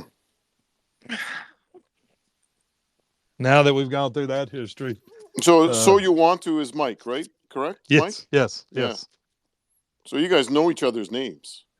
yeah, So how do you all know each other? Through Twitter also? yeah, Oh, that is unbelievable, isn't it? yeah. And then No, there's good. Mike's helped me out on a lot of stuff. I've helped Mike out on a bunch of things with Python, and and I had a previous customer that I had. He contacted me and said, "Hey, I need some more renderings." And I said, "Okay." And Mike hooked me up with a guy that did a great job of doing some rendering of equipment that he was trying to get funding for, and he was fixing to go through his first VC, whatever presentation in DC, and he was, he had to have some more prettier pictures, and he had working prototypes. He had a manufacturing process already down. I mean, he's got a lot of stuff going for him, but he needed rendering, so he called me, and I made sure it happened. So.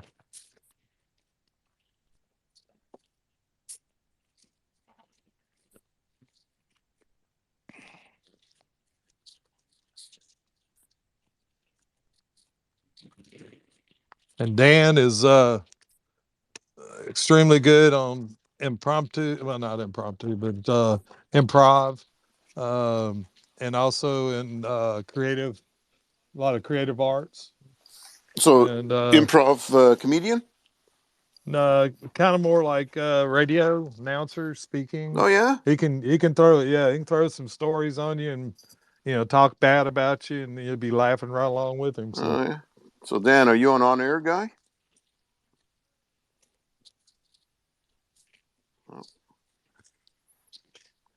They're probably working. We've been talking. They probably walked away. Well, it's in the background. And that good old Manish is just very just a strong and silent type, just like Dan. Oh no. He's learned how to come out of his box too. Yeah, So. out of the shell. Yeah. And he's Can't have an IT operation without an Indian, right? Especially one well spoken, and well, Dan's when he probably gets, not Dan. That's probably what you guys are telling me. Except Manish, did you make up your own name? No, this has got to be the real deal. Manish has got to be the real deal, unless there's a movie star named Manish Andakar. We call him Money Manish. Sorry? We call him Money Manish. Money Manish. Mm-hmm. Well, so you got, this is neat. You got a Mississippi transplant to Arkansas. We have are you Toronto or Mississauga transplant to Hamilton? Malvern, Scarborough. Scarborough, oh my God. The modern day Chinatown. Tell them about Scarborough. They wouldn't understand anything about Malvern or Scarborough. Tell them how beautiful it is there and how everyone wants to live there in Toronto. Yeah, well, nice guy.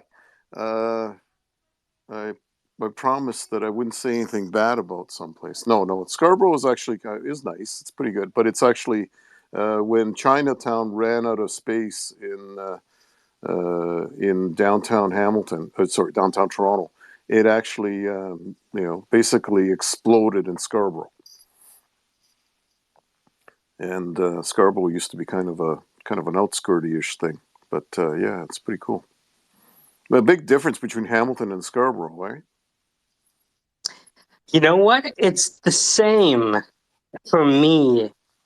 There's a lot of similarities. I prefer the food in Scarborough. I'll tell you that. Yeah, well, there's not a real. You're talking about, is it Chinese food that you prefer, or just food in general? Just anything. I find from Sri Lankan food to Hakka food.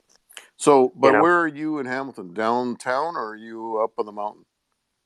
Not on the mountain, just right below the mountain, at the foot, I guess you would say. Yeah. So, yeah, you're right. We are not known, and the downtown usually shuts down, right? So it's and where Scarborough, the place is vibrant. It's like you'll be able to walk into a place till midnight and get something, right? Mm-hmm. Yeah, that's not. Sorry about that, but you probably got a good deal on your house, right? You got it. It's like as soon as the pandemic hit, it was like, well, we can either live in a bathroom downtown or have 10-foot ceilings in Hamilton. Yeah. How old's your home? Oh, this is probably 70 to 100 years old. Yeah, isn't that wonderful? Bet you there's some pillar of society for Hamilton that lived in that home at one time. Oh, 100%. Yeah. Yeah, these are old houses, but they've been renovated. Well, So Hamilton, I think like you got to understand, Hamilton was bigger in the 1800s. Toronto was just a farmers exchange. Like the Toronto Stock Exchange came out of the agricultural exchange, and then it transformed itself to commodities like the mining sector, right? Actually, if you get down to it, we have one of the largest mining sector exchanges. Sorry, go ahead. went from agriculture to agroculture. Yeah. It was well, that's why it was called Hogtown, right? Oh yeah. All the pigs showed up. Oh. All the pigs showed up, and all the farmers were bringing in their pigs for slaughter. So yeah, unfortunately, I'm boring the rest of you guys because we got Arkansas here, and Manush is. Where are you from? Where's he from?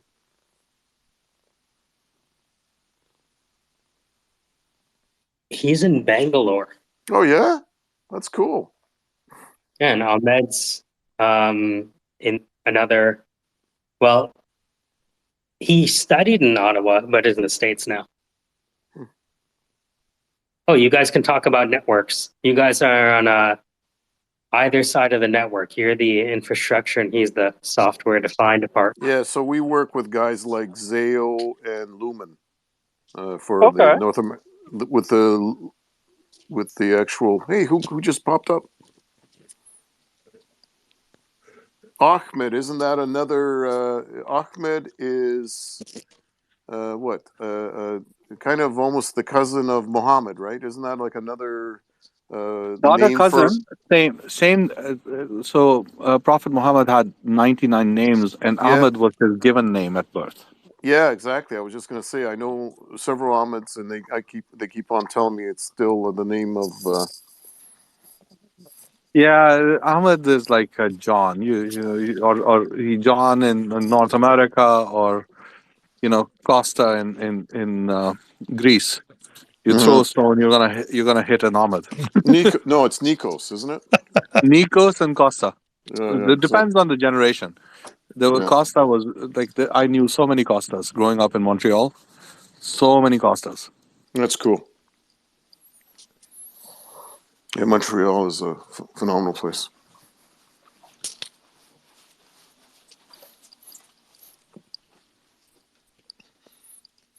Walt, Yeah, no, Walt, your microphone is echoing. Is it?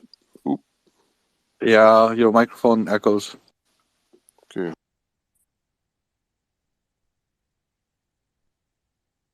Sorry, but you were saying that was just informative. It wasn't supposed to be like don't stop talking. No. Is that any better? Oh yeah, when you mute it after you speak, it's great. Yeah. So this is pretty good. So this is the Syndicate. Yeah. Ahmed, so Walt is into fiber networks and creating data centers at the edge, at least That's right now for film. That's amazing. I was involved at that layer a long time ago. I helped the geodetic survey division with their frame relay stuff. Oh my God, that's like really old, like frame lead. That's pretty geodetic. That's cool. Yeah, so setting up large, cross North America continental networks, setting up BGPs, and I know that world. I don't know the new. I mean, I understand fiber theoretically and how it works, but I haven't actually So gotten into the weeds of it. So we're in the process of putting together a couple of private cloud facilities. Oh, very cool. And And then, sorry. Where geographically where? One's in Hamilton, Ontario. And we've got a POP in Halifax where all the transatlantic fiber lands. Yep. And for Canada anyway. And then we have one that we actually Amazon decided to go into Calgary, but we have a pop in Edmonton, and then we're in the process right now of finding a place in British Columbia. Oh, very cool. Okay, and you own the fiber, or are you obtaining the fiber from a third party? We work with on the East Coast. We work with Zayo, and we used to be Level 3 CenturyLink, now Lumen. Okay. So it just shows you that I've been with these guys where they changed their names 3 or 4 times, right? Yeah, I remember CenturyLink. We ran OC3s with them Yeah. Oh, at that one what? point. See your LC3s. Oh my God. Whoo! Whole whopping what? 45 megabits. Woohoo! Woohoo! Yeah, I mean, well, listen, it was those were like the 100 gigs that we're running today. OC3s were like huge. right. OC3s was huge. Like I remember, like God, we were paying a crap load of money for them, Yeah. right? Because 45 megabits cost us almost 45,000 a month. yeah, that was about it. Yeah. Yeah, it was If I about a remember, thousand, if I remember correctly. 40, 50K a month. Yeah. Just raw OC3. But for the longest time, I had uh, I, I used to have a roaming Class C that I had to sell at one point in time. But Wow. I miss my roaming Class C. But nobody, like, getting somebody to BGP route it now is a pain in the ass. Mm. Well, you can do it yourself, right? You can, but yeah, you're right. It's there's a lot. It's a lot of effort. Actually, right now we're working right closely with the film and video guys, and Oh, very actually, cool. yeah, Oh, and very, that's very cool. so. When I work with the film guys, the one thing that they all think, especially in um, the remote editing side of the world, they always think, "Oh, I don't need any more than a gig," right? And then I go, No. and then I go, well, give me the budget for the gig, and I usually put in an 10 gig circuit, right? And if Right. somebody asks for a 10 gig circuit, I put in a 100 gig circuit. I've just had enough, Absolutely. No, right? yeah, because well, the thing is, like, look at even in. Oh, one second, my phone's about to die. I need to plug you in, otherwise I'm gonna be dropping out.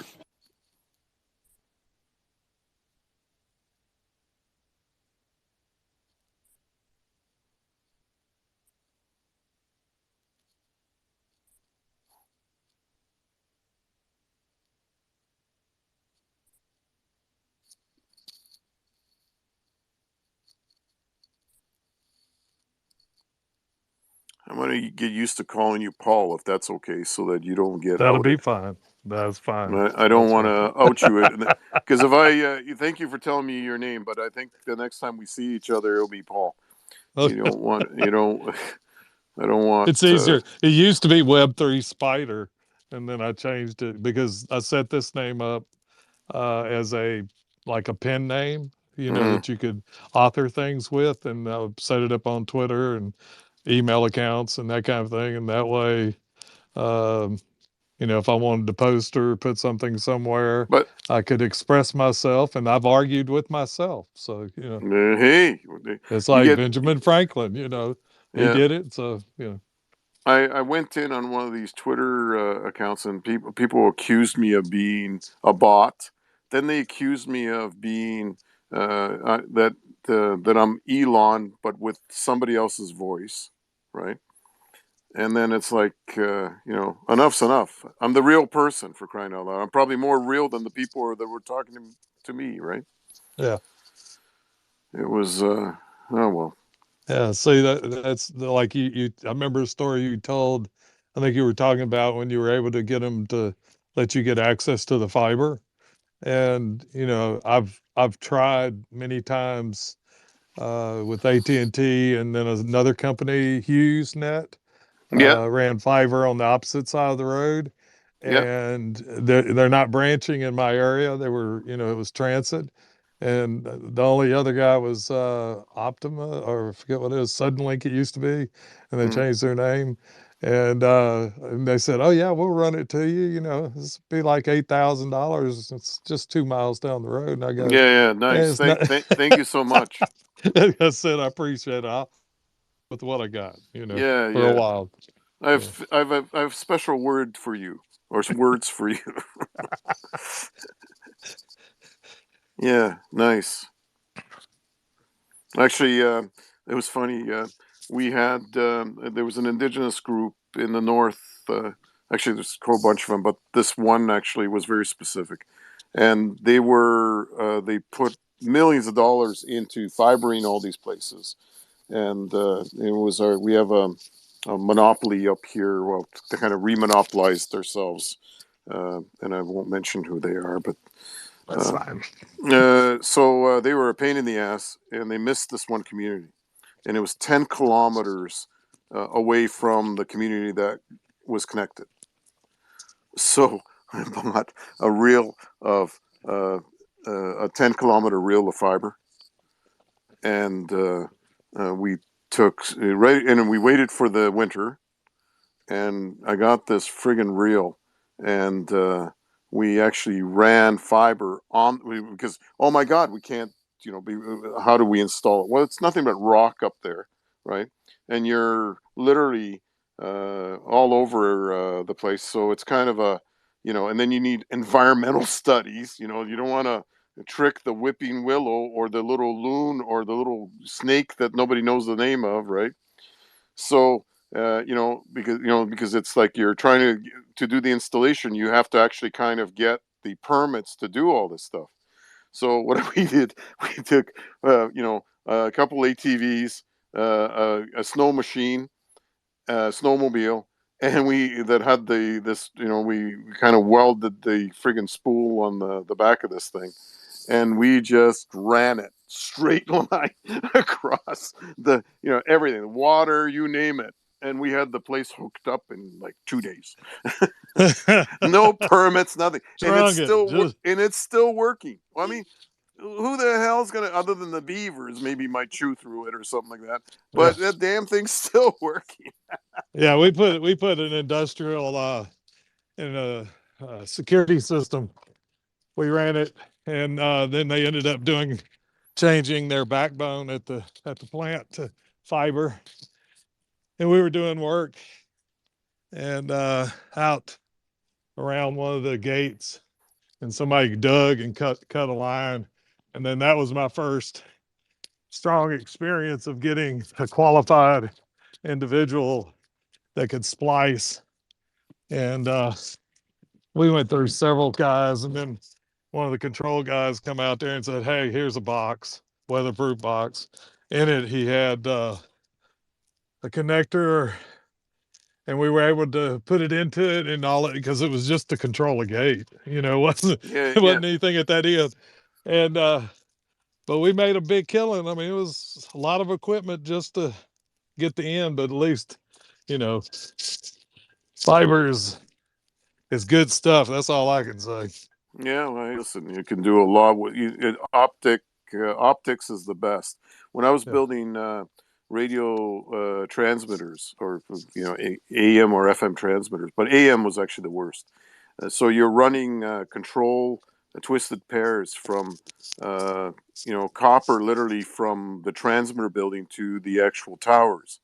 And by the time you run these damn things, it's got so much RF on it that it no longer is functional. Then you got to do these drains, and then you got to put these iso couplers on there, and Mhm. oh my god, with fiber, no problems, Yeah, none of you that. can You don't have that issue.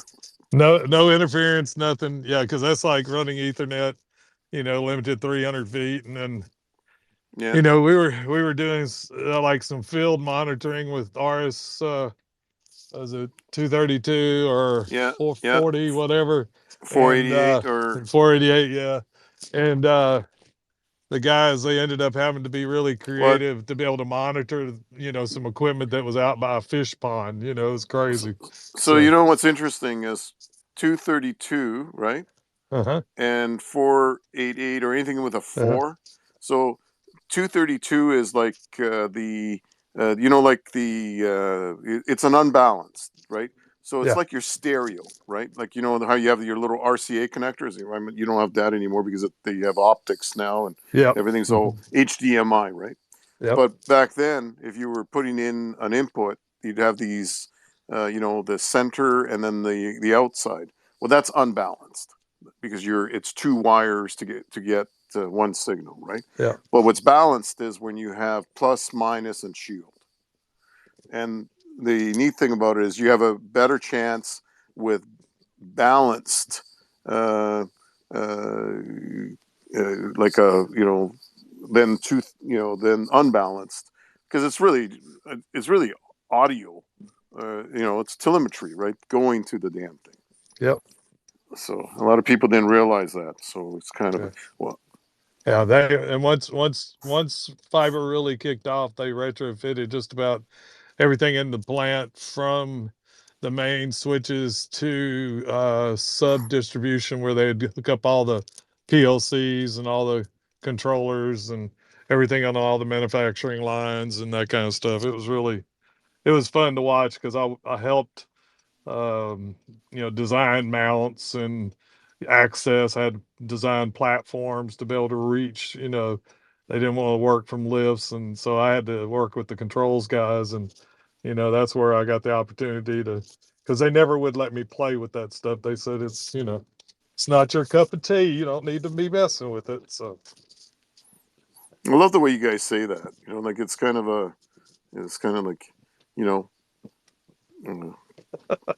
it's kind of like you. It's kind of like you're gonna have to remind me because I've already forgotten. The A. Yeah. Take off, you hoser. Eh? Take off, you Jose. Eh?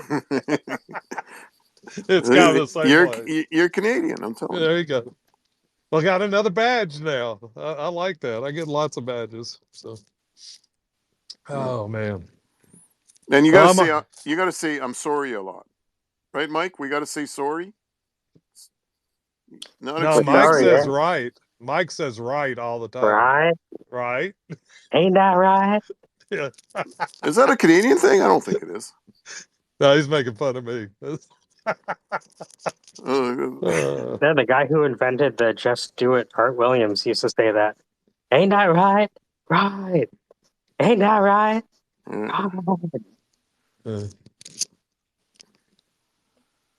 Are y'all having good weather up that way? Or, I mean, we're in the 70s today. Yeah, it's not that bad. Yeah, we were +4 today, weren't we? Yeah, we've had some really like blistering cold days, but to be honest with you, we haven't had a serious winter in a long time. So, Mike, I've emailed you my email. The reason I got on this thing is to say hello, and because I kind of disconnected last time, and I'm gonna have to fly, guys. So, but at least I didn't leave you with a guy, right? Right. Yes. Oh, I know these guys. I'll go back down and just listen to them. Yeah. Yeah. So that's why I got I don't know, but I'm telling you, Twitter's got issues. I don't know about what you guys are going through, but especially with these spaces right now, it has huge issues. I mean, I was on one of these things and the friggin' mic wouldn't go on or it wouldn't turn off.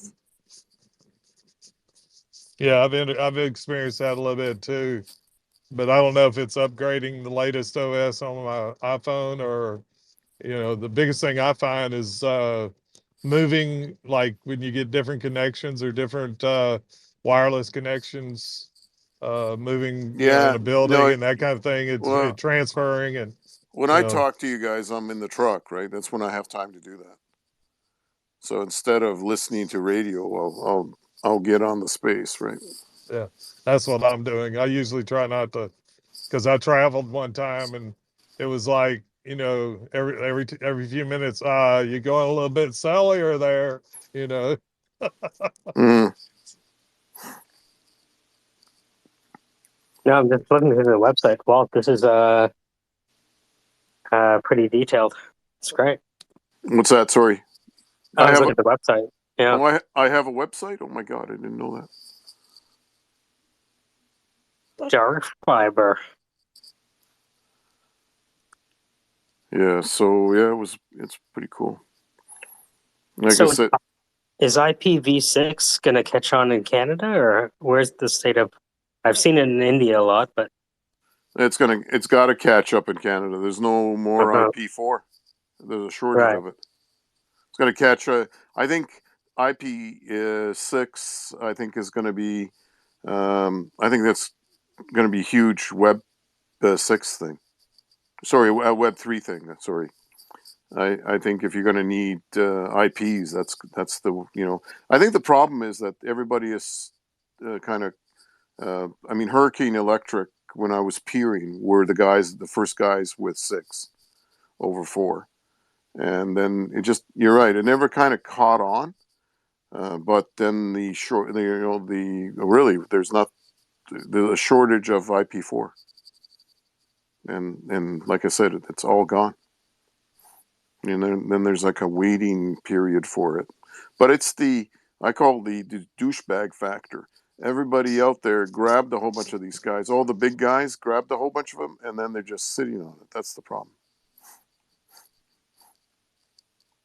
And plus, too, it's the Internet of Things where isn't part of the MAC address integrated in with the IP6 when it establishes, or is it Yeah, assigned like the IP4?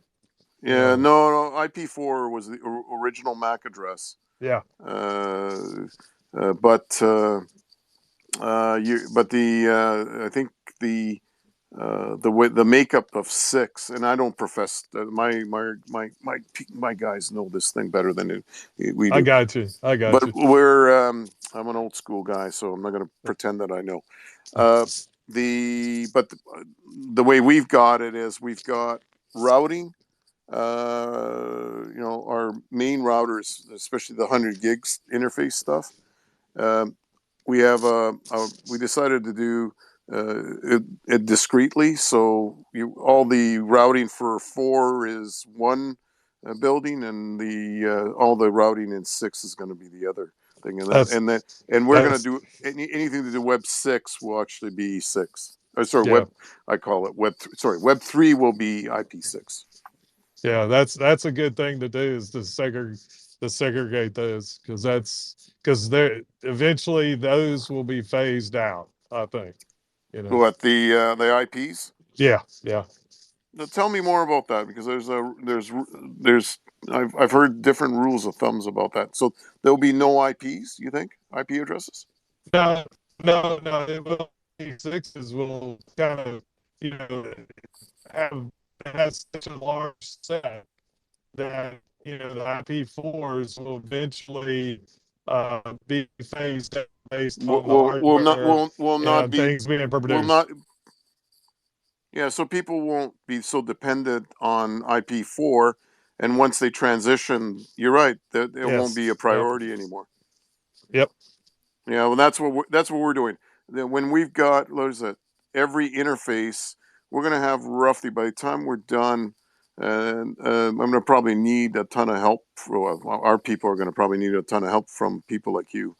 Um, when we're looking at by the time we're done, there'll be in the one project that we're working on, there'll be almost 50,000 servers, and they will all have 100 gig interface. But right now, everybody's doing crazy things like 40 gig stuff. The movie guys are doing 40 gig stuff, which is not really 40 gigs. It's four 10 gig circuits that make 40. It's kind of a weird. It's kind of a weird makeup. I think we just lost a couple No, people. no. Yeah. The thing on the servers, you can have 50,000 servers. Is that virtually or No, physically. physically? Wow, that's significant. That's Four pretty good four bit. megawatts 4 megawatts of power times 2. Wow, that's you gotta have some cooling going on. Okay, There will be wow. The neat thing about it is the chilling that we're going to be doing is going to be pretty cool. yeah. That's interesting. So pretty much by the dedicated nature, it's, you've constructed it to be physical servers versus doing virtualization, just like what, the cloud services Well, are. see, the crazy part is that the content people that we're dealing with want to literally walk up to the server and touch it, or if they can, even touch the hard drive that their content's on. I would offer them a service with a little robot that they could log in, and they Yeah. could, tell it, I want to look at my server, and the little robot No, would no, no, drive no, up there no, and no. I'm being facetious. Yeah, no, no, no, no. But I'm just saying it was at that level, right? And then the other part is that our house will have Macs in it, and that's what the film guys use. So they, you got to have the Macs and the you need a Mac in the Linux world, right? Yep. Yep. And Linux is a fun thing, but I found out today the thing that irritated me the most. I just got my new MacBook Pro and with the M2, and I use virtual sessions to run a lot of other operating systems, like Mm-hmm. Windows 10, and I had all the way back to Windows XP, Windows 7. I had a bunch of different copies of Intel-based machines. Well, can't run it because Parallels doesn't have the Rosetta that allows the interface for some applications to run. Won't Mm-hmm. allow the operating systems to run. So now I'm having to reevaluate, okay, it's going to take me a little while to recreate all the servers and the applications that I've got in the background, but that's okay. I'll keep the other notebook, and when I need access, I'll just pull it out until it dies. Mm-hmm. Hey, Mike, do you know how many guys live in Hamilton that are supporting Facebook now? Oh, really? Eh? Yeah, there's about 12, and 8 of them are guys that used to work for me from one time or another. I saw Facebook's been quietly building out their own set of cloud Yeah, catalog. Have you noticed that? no, because they're building a private cloud. Yeah, I Everybody noticed is that. everybody's going into I mean you got the AWS guys that are kind of, quite frankly, I think they're kind of utter control. The reason why we're in the business is because the guys that are coming to us are saying that they've lost parts of their data or all of it, right? Or they So find out how expensive it is to download that shit back. Well, no, the problem is that if you have a ticket out to find your data, you can spend a lot of money by doing that, and they're the ones that lost it, right? Oh, so hold on. Like, serverless is becoming a problem? Yes. Oh, shit. That was supposed to be the holy grail. No, it's not. Well, it's the holy grail only if you got people that if you got the right choir, right? But Right. these guys, what's happening right now is they've tried to automate the crap out of this, and there's just no proper audit of where the actual Really? data is going right now. So even if you have an S3 bucket, it's like Schrodinger's box. Well, yeah, I can't. Yeah, the problem is, I mean, getting back to uh, the content guys or the data people right now are realizing, my God, because they've got tertiary, secondary backups, right? But if they're doing that all through AWS and Google, and some of these guys go to HP, so there's your 3 guys, right? That everybody does this stuff with, and by the time you go back and forth, nobody takes ownership of the actual the audit of what's primary, what's secondary, what's tertiary, right? In the data diversity or the availability, right? And in an evidentiary situation, that becomes inadmissible if you're going to be using any type of video or data in a courtroom. So Yeah, I noticed that Facebook started open sourcing part of its infrastructure, or at least making it available. And it was really like I was surprised because like, if anything comes out with AWS or Red Hat or GCP or Azure, you usually hear about it, but with Facebook it's been really quiet. So I don't know if I'm repeating myself, but you know Bob Young, right? The guy that owns the Hamilton Tiger Cats? Mm-hmm. He's the Red Hat guy. Shut up. Wow. He is the Red Hat guy. And it's ironic. So he would have came into billions of dollars in the past few years, right? With IBM. Yeah. Right. But what was really interesting, beautiful family, the Young family in Hamilton, or in that, I think they're Dundas or Ancaster. They used to own the Cannon knitting mills, so they were in textile. So when everything kind of got shut down, right, and everything went to China, um, you know, they, basically that man made his family very wealthy. That's pretty neat. Well, I got to step off. Good talking with you, Walt, Mike, Dan. I'll see y'all. And I hate to say this, but I got to disappear too, or else I can't afford a divorce attorney, guys. I gotta boot too. Mike, you got my email, you got my phone. Just text me if you need to call. Yeah. Yeah, absolutely. Yeah, that's Awesome.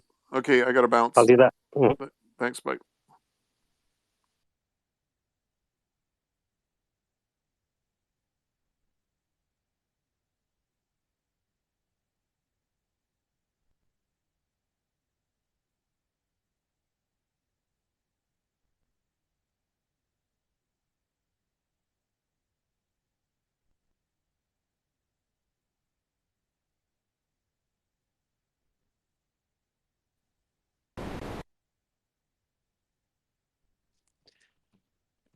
What's been happening? Um, helping Casey build his app. That's what the app is about. Okay. Yeah. So, he's had his financial app on his mind for a while. And I was like, all right, why don't you just tell me what it is? And so while he's telling it to me, I'm like, all right, let me create this in a Google spreadsheet and then create a Glide app. So, Was it a and what was his app idea? Is it, or is he not making it public? oh no, it's financial literacy. Okay. Hmm. Was it sort of like they fill out some like a questionnaire? In an ideal world, I know he would use the API feeds to get the data, but from an onboarding perspective, for you to start an app whereby you have to like authorize 5 different things, it's a lot of clicks, So I just proposed, let's see if we can get something, right? So I was like, all right, so what are the things you need, and what are the equations? And so once I got the equations, it was really trivial after that, actually. Okay, so was it like cash flow analysis or Basically, okay. right? How long can you survive without working? Yep. How much does your total gross income cover your liabilities? Stuff like that. Yes. Man, this room has been weird.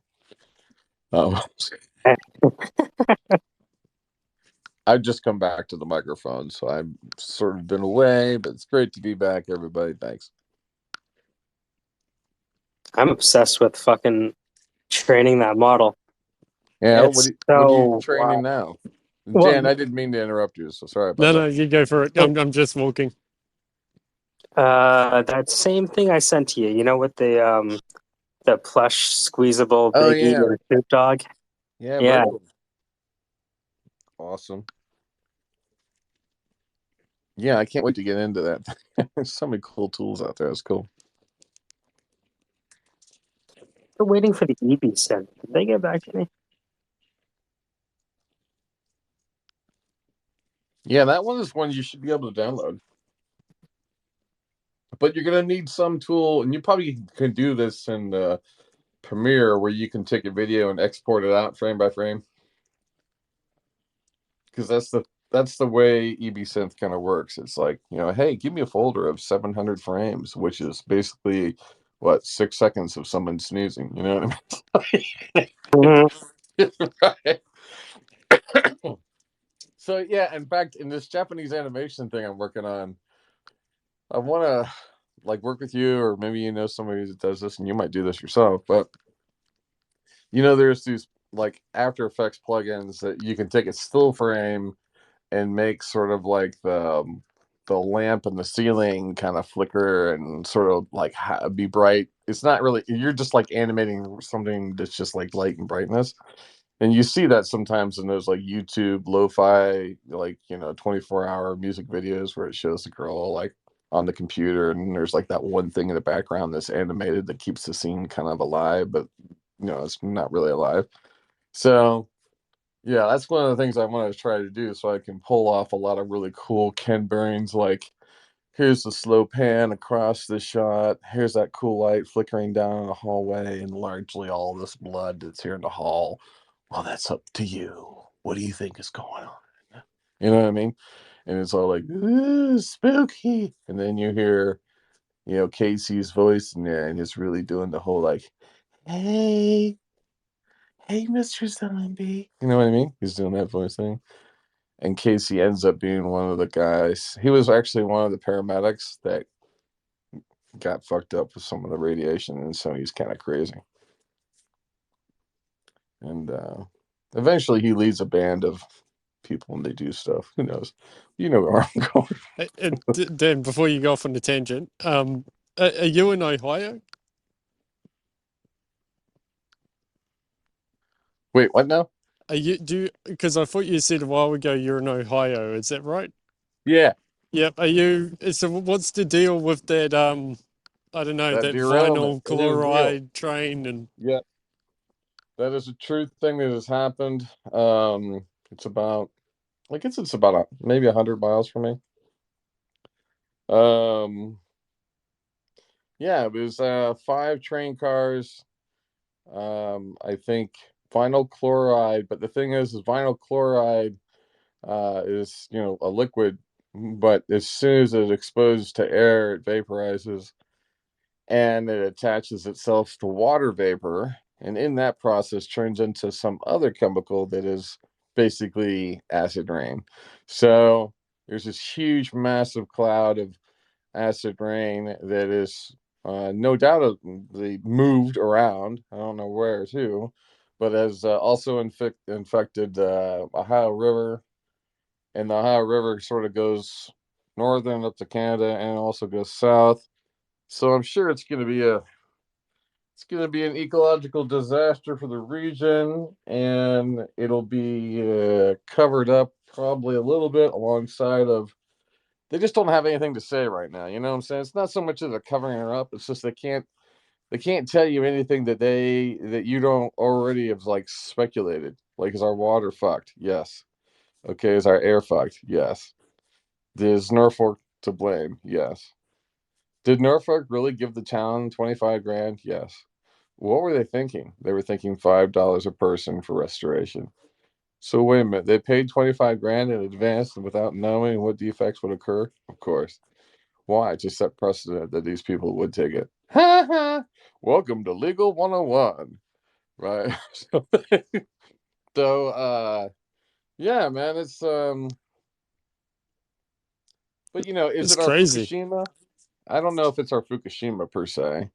Like, I always thought that I felt like they were getting their hands around the whole Fukushima disaster, but the more I look into it, the more they're so fucked. They're so unbelievably fucked. Everything is so fucked over there. Like, all Japan is fucked. And I'm just like, oh, it's fucked. But I'm trying to stand on the good side of things, which is basically we just have to be more tolerant to.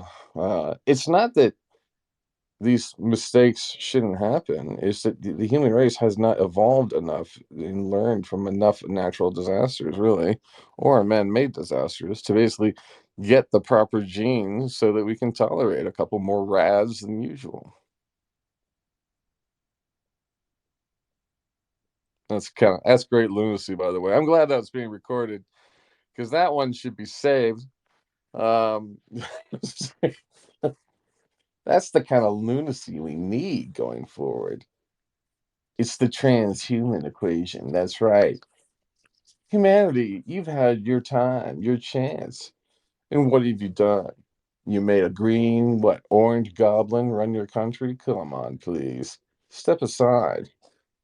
Everyone in your country is either getting old or dying. And what's great is you're still sitting around and listening to them. What you should be doing is listening to us. That's right. We're the Syndicate, and we're on Twitter. And then that just ends. That's it.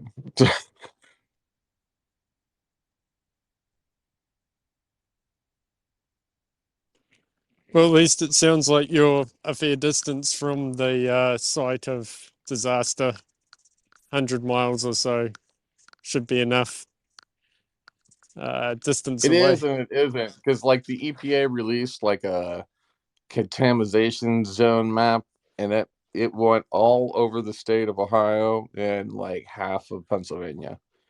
It got as far as like Wow. New York. Yeah. So it's kind of like, yeah, I don't know. So it's like, don't drink the water from the roof, or I don't know what do they say? Well, you know, it's funny is funny. It's not funny. It's sad, probably. Is you know the people are first looking to animals. You know, chickens and their pets, outdoor pets. How well are your outdoor pets doing? Which is kind of a morbid way to look at it. There are ways to measure the air, and there's people doing measuring air readings for stuff. Um, but I don't know how many groundwater sensory type things we have around to tell us about that. And it's likely not going to get into groundwater. It's going to be on the surface. So that's a different sensory in that. There's going to be a lot of. It's just one of these. It's like one of these things that's going to be like. I mean, I know why it's quiet now because they don't have anything they can say yet. But it's definitely not dropping from the radar because every freaking county board is going to have this thing pinned on the wall next to COVID. What's our COVID status and what the fuck is going on with the train thing? Right? So it's going to get more illuminating, I'm sure.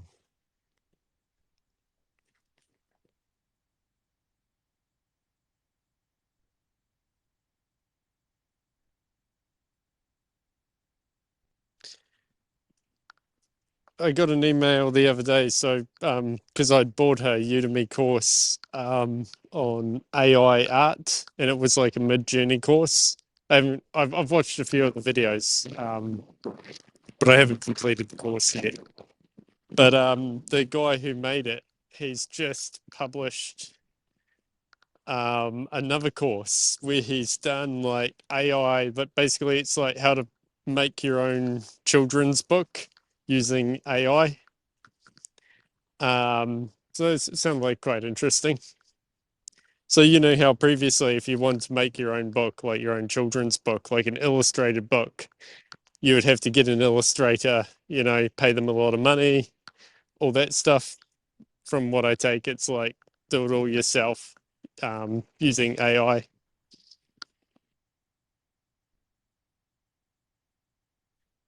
That's cool, man.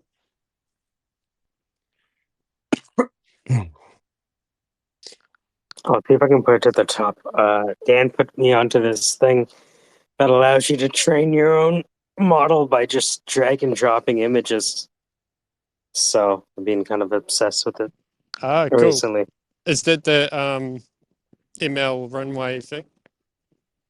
No, this one is called Leonardo. Leonardo. Oh, yeah, I saw you Yeah. posted that in the chat. Okay. Yeah, you saw that. Yeah. I picked it out amongst all the posts from Paul. It was like, oh, there's someone that's not from Paul. Okay, all right. Yeah, Well, yeah, yeah.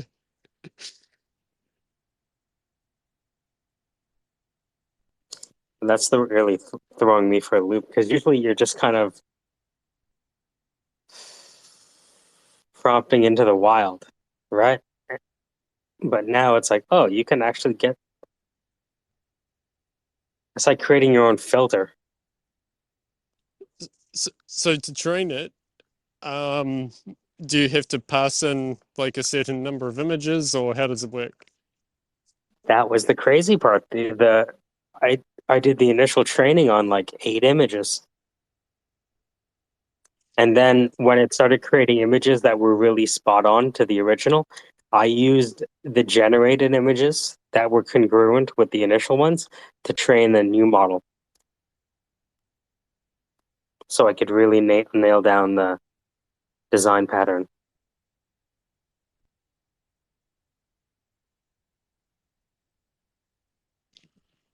What do you think of the quality compared to Midjourney? Well, the thing is, like, it's pretty good. Midjourney is pretty special, though. I found the stuff that I created again. Something else introduced to me by Dan, but Midjourney I loved. But this is also pretty good. I mean that Leonardo is very cool. I thought it's not bad. No, I think it's Midjourney has Midjourney has modified its own models and styles. So in a lot of ways, I feel like it's you know it's here's the thing. It's like it's kind of like these are all different versions of Photoshop, right? So it's kind of like a lot of people like Sketch. This person likes Illustrator. That person likes whatever. Um, I'm kind of using them all right now. I'm using as many as I can just to get a feel for things. So, but I look forward to that Leonardo. I think I like the UI on that one. It has a nice So clean. UI. Well, it looks like it's got some good engineering going on it, and it looked pretty simple to use. How Michael was Well, going through it, so the interface was kind of popularized by Midjourney. Like the interface is very similar. The but down but arrows Midjourney's creation is all in the in the Discord, which is Discord. still Yeah, kind of I'm not. a disjointed experience still. But I a lot don't. of what's funny is Yeah. people copy it. They take Midjourney limited design choices that you can only find in Discord, and then they inject it into their UI. Like when you look at Leonardo, you can only generate 8 images, and that's sort of like the same thing that it's kind of done. I don't know. It's everyone has choices and UIs and everything else. But yeah, it's cool. Wonder if Leonardo has an API. Sure it does, and I'm sure it has a paid tier. I mean, right now we're probably on a beta or tier or something like that. But there's always a price for renders, for good renders. There'll be some pricing that'll arrive, I'm sure.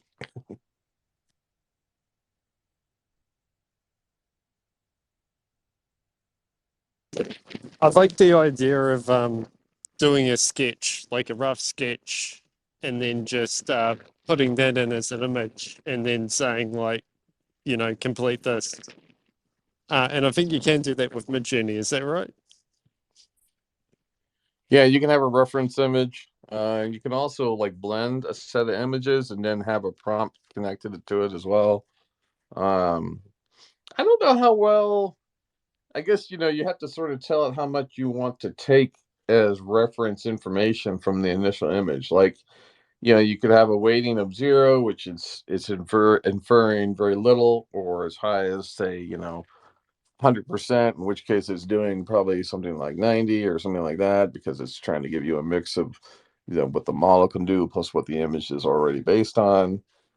And then of course I'm curious about that scannability. Is it actually reading and interpreting the image initially and working that with the actual image data that it has, or is it simply trying to understand the image data and just try to sort of mix it on? And you might say well, why do you care? Well, because I want the computer to first know that's a carrot in a car and a biker in a photograph. I really wanted to know that before it does change because if it knows that before it does changes, then I can teach it the scripting and like sort of filmography kind of language.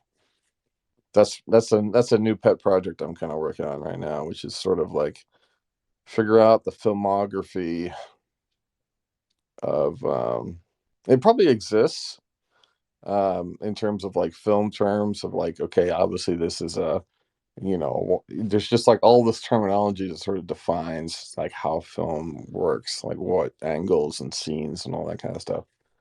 And I'm looking for pieces of IP that relates to that. So I'm talking to a friend this week who does a mocap lab down at Ohio State, and he's all into, well, he's familiar with the dance choreography department of Ohio State, and they have actually a pretty unique dance language system. It's almost like sign language for dance. And so I'm going to explore that. One, just because I'm curious about this space, and I want to sort of like talk to somebody else that might know what I'm trying to figure out to do. And then two, there might be some IP back there. And then three, if there's IP, that means that there's a story, and a story means that you could have a solution, and a solution could maybe be solve a problem, and a problem is something people would pay for, and then there's some money. That's another good one. Someone should save that one too. Sorry. Anyways, love what you do, Dan. Love what you do, because if you love what you do, it comes back to you too. That's so true. Yeah, you know what? I guess initially I'm not so into the AI art, if I'm honest, but I I bought that course on Udemy because I saw it was a hot topic. Like the guy who's selling that course, he was like selling like I've forgotten the numbers, but he was like getting a lot of students. So he was getting like, I don't know, I think it was either 2 or 4 thousand, I can't remember, a month. I think he was getting, I, I estimated. Um, but he was the number one in the category, and there weren't too many courses on it. But then I watched some of his videos on the courses. I thought, he's really stretching it out. Like, he started like just showing a bunch of art, like he'd explain, oh, you've got these prompt parameters, and then he would like, oh, here's some art I made, and it's like from this prompt, and you can see that blah blah blah to explain the art. He was like an art teacher, and it was like that was all good. But he was kind of what I call like stretching out the content to make the course longer.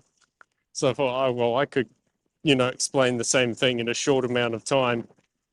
Although there's a reason why they do that, is because the longer courses sell more.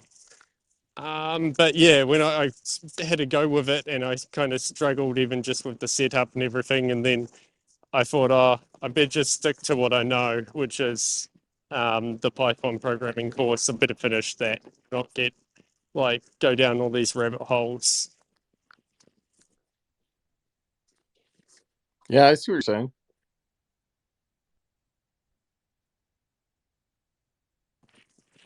And I went down another rabbit hole for a while using the OpenAI API, and used the DALI 2 on that in a Google Colab. And the DALI 2, like it still messes up all the faces. So it's like, okay, well, I don't know if Midjourney does that as well. I haven't checked, but that was kind of a letdown.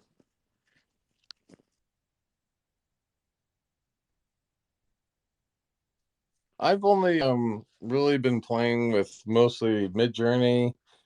Is sort of my origin point for creating and initializing sort of story development, character development, scene development, concept development, and then I'll go to Runway ML, and there sometimes what I'll do is sort of train a model. I can train a model based off what if I did in sort of Midjourney, but I don't always know what I'm doing really when I'm training the model. Like is it image similarity that I'm trying to pull off? Is it, I'm trying to figure out sometimes is am I trying to pull off sometimes I'm trying to pull off the way things are sort of painted and detailed versus maybe the way things are constructed and sort of formed. Sometimes I care more about an aesthetic effect. Like I'm like, so one of them was what I call the numbers, and the numbers is seeing numbers fall from the sky. Something about that is interesting to me. I don't know why, and it's always interesting when it's animated by cartoonists because it's the animators handle it different ways. The numbers are either 2D or sometimes 3D or whatever. Anyways, so I do my own take on that, and I start that off in Midjourney, and I create reference images, and I come back and I load the maximum number of reference images I can on Midjourney, which is 30. Some programs will let you upload, 100 images to define the model, and that gets you, I think more granularity, I would assume. But yeah, and then so Runway is almost kind of like my marker factory. I go there to make a marker in the style of the world that I was just sort of ideating around.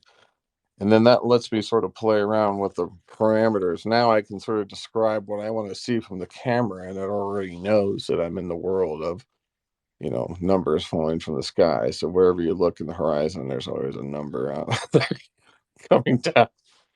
And it's just a bizarre kind of look. So I have these like collage methods, and that's the other thing I like that I haven't really done in Midjourney. I don't think you can make models in Midjourney. It's just you're sort of using their models, and you either like it or you don't. Whereas everything else out there, like the stable diffusion side of things, is kind of like encourages people to make models and sort of save styles. And I do think, that like Midjourney has a whole measurement system internally. Like, so it's supposedly you get some sort of karma or points in the system if you regularly keep up with your own stuff that you've made and you rate it, and then supposedly the computer will understand your style more. But they've never alluded to that information being detailed in their settings or account information. So it's almost like telling me about a cool metric that I'll never know about. It's like, don't care. Uh, yeah.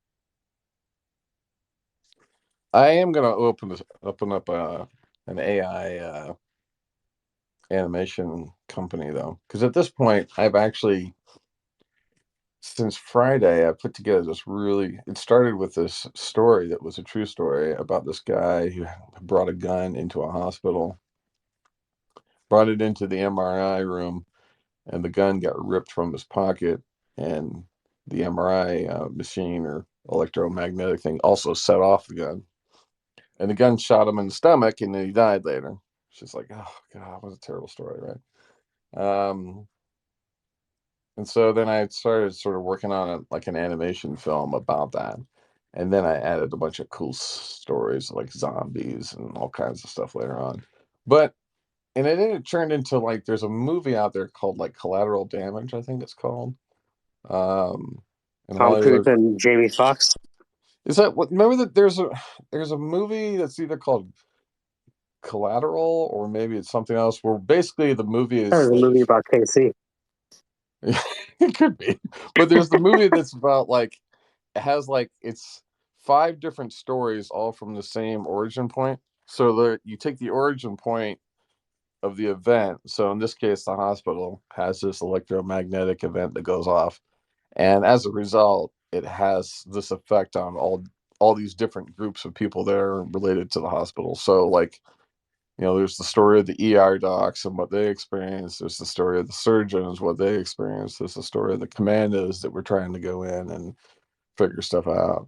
And yesterday I was like, well, I gotta have the Indian doctor, seen, and Manish was like, absolutely, you need an Indian doctor, Dad. So I gave Manish all these different cool photos of him, the computer rendered, and he liked it, the one with cool shades on, and so then we had to like work on his character, like what is this character all about? So that was a lot of fun, and it actually led to me create even more content. But It's funny is I have enough to really kind of storyboard almost every shot, but not animate. So I don't know. I'm thinking about doing like a picture book style, Ken Burns type stuff. Maybe use explosive scenes and stuff like that taken from other shows that match the style and look I'm already in, and then just sort of use their explosion, but then come back to the scene where we have narration and panning and do what we can, kind of thing. So but man, I threw about $60 at Midjourney overnight. That's about 15. Is that 15? No, it's about 30 GPU hours that I burned through. But I mean, I probably have at least a mini series worth of content. So it's funny. Oh my god, I'm losing people. That's it, everybody. Oh man, how'd you lose the developer? I think I can board people. I have the ability. I know it. Hey guys, the SQL tables for geographic information services. How dare you get tired of me? You telling me this isn't more interesting than longitude and latitude? Get out of Yeah, here. exactly. You ain't get no respect. That's Rodney Dangerfield right there. Ain't get no respect. All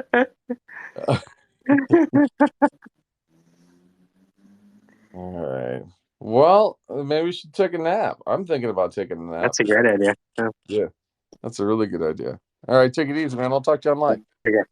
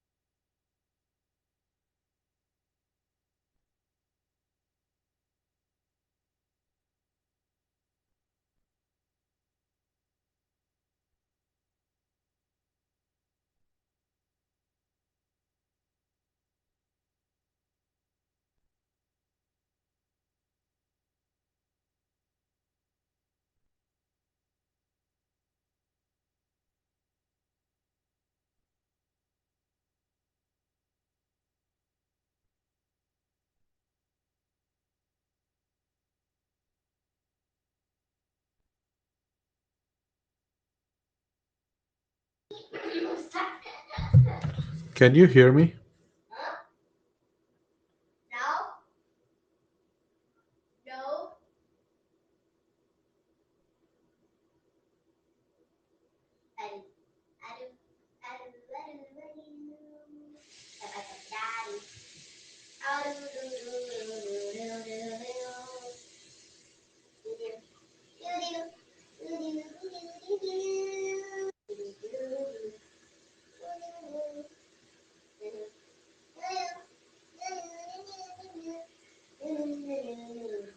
Testing 1, 2, 3.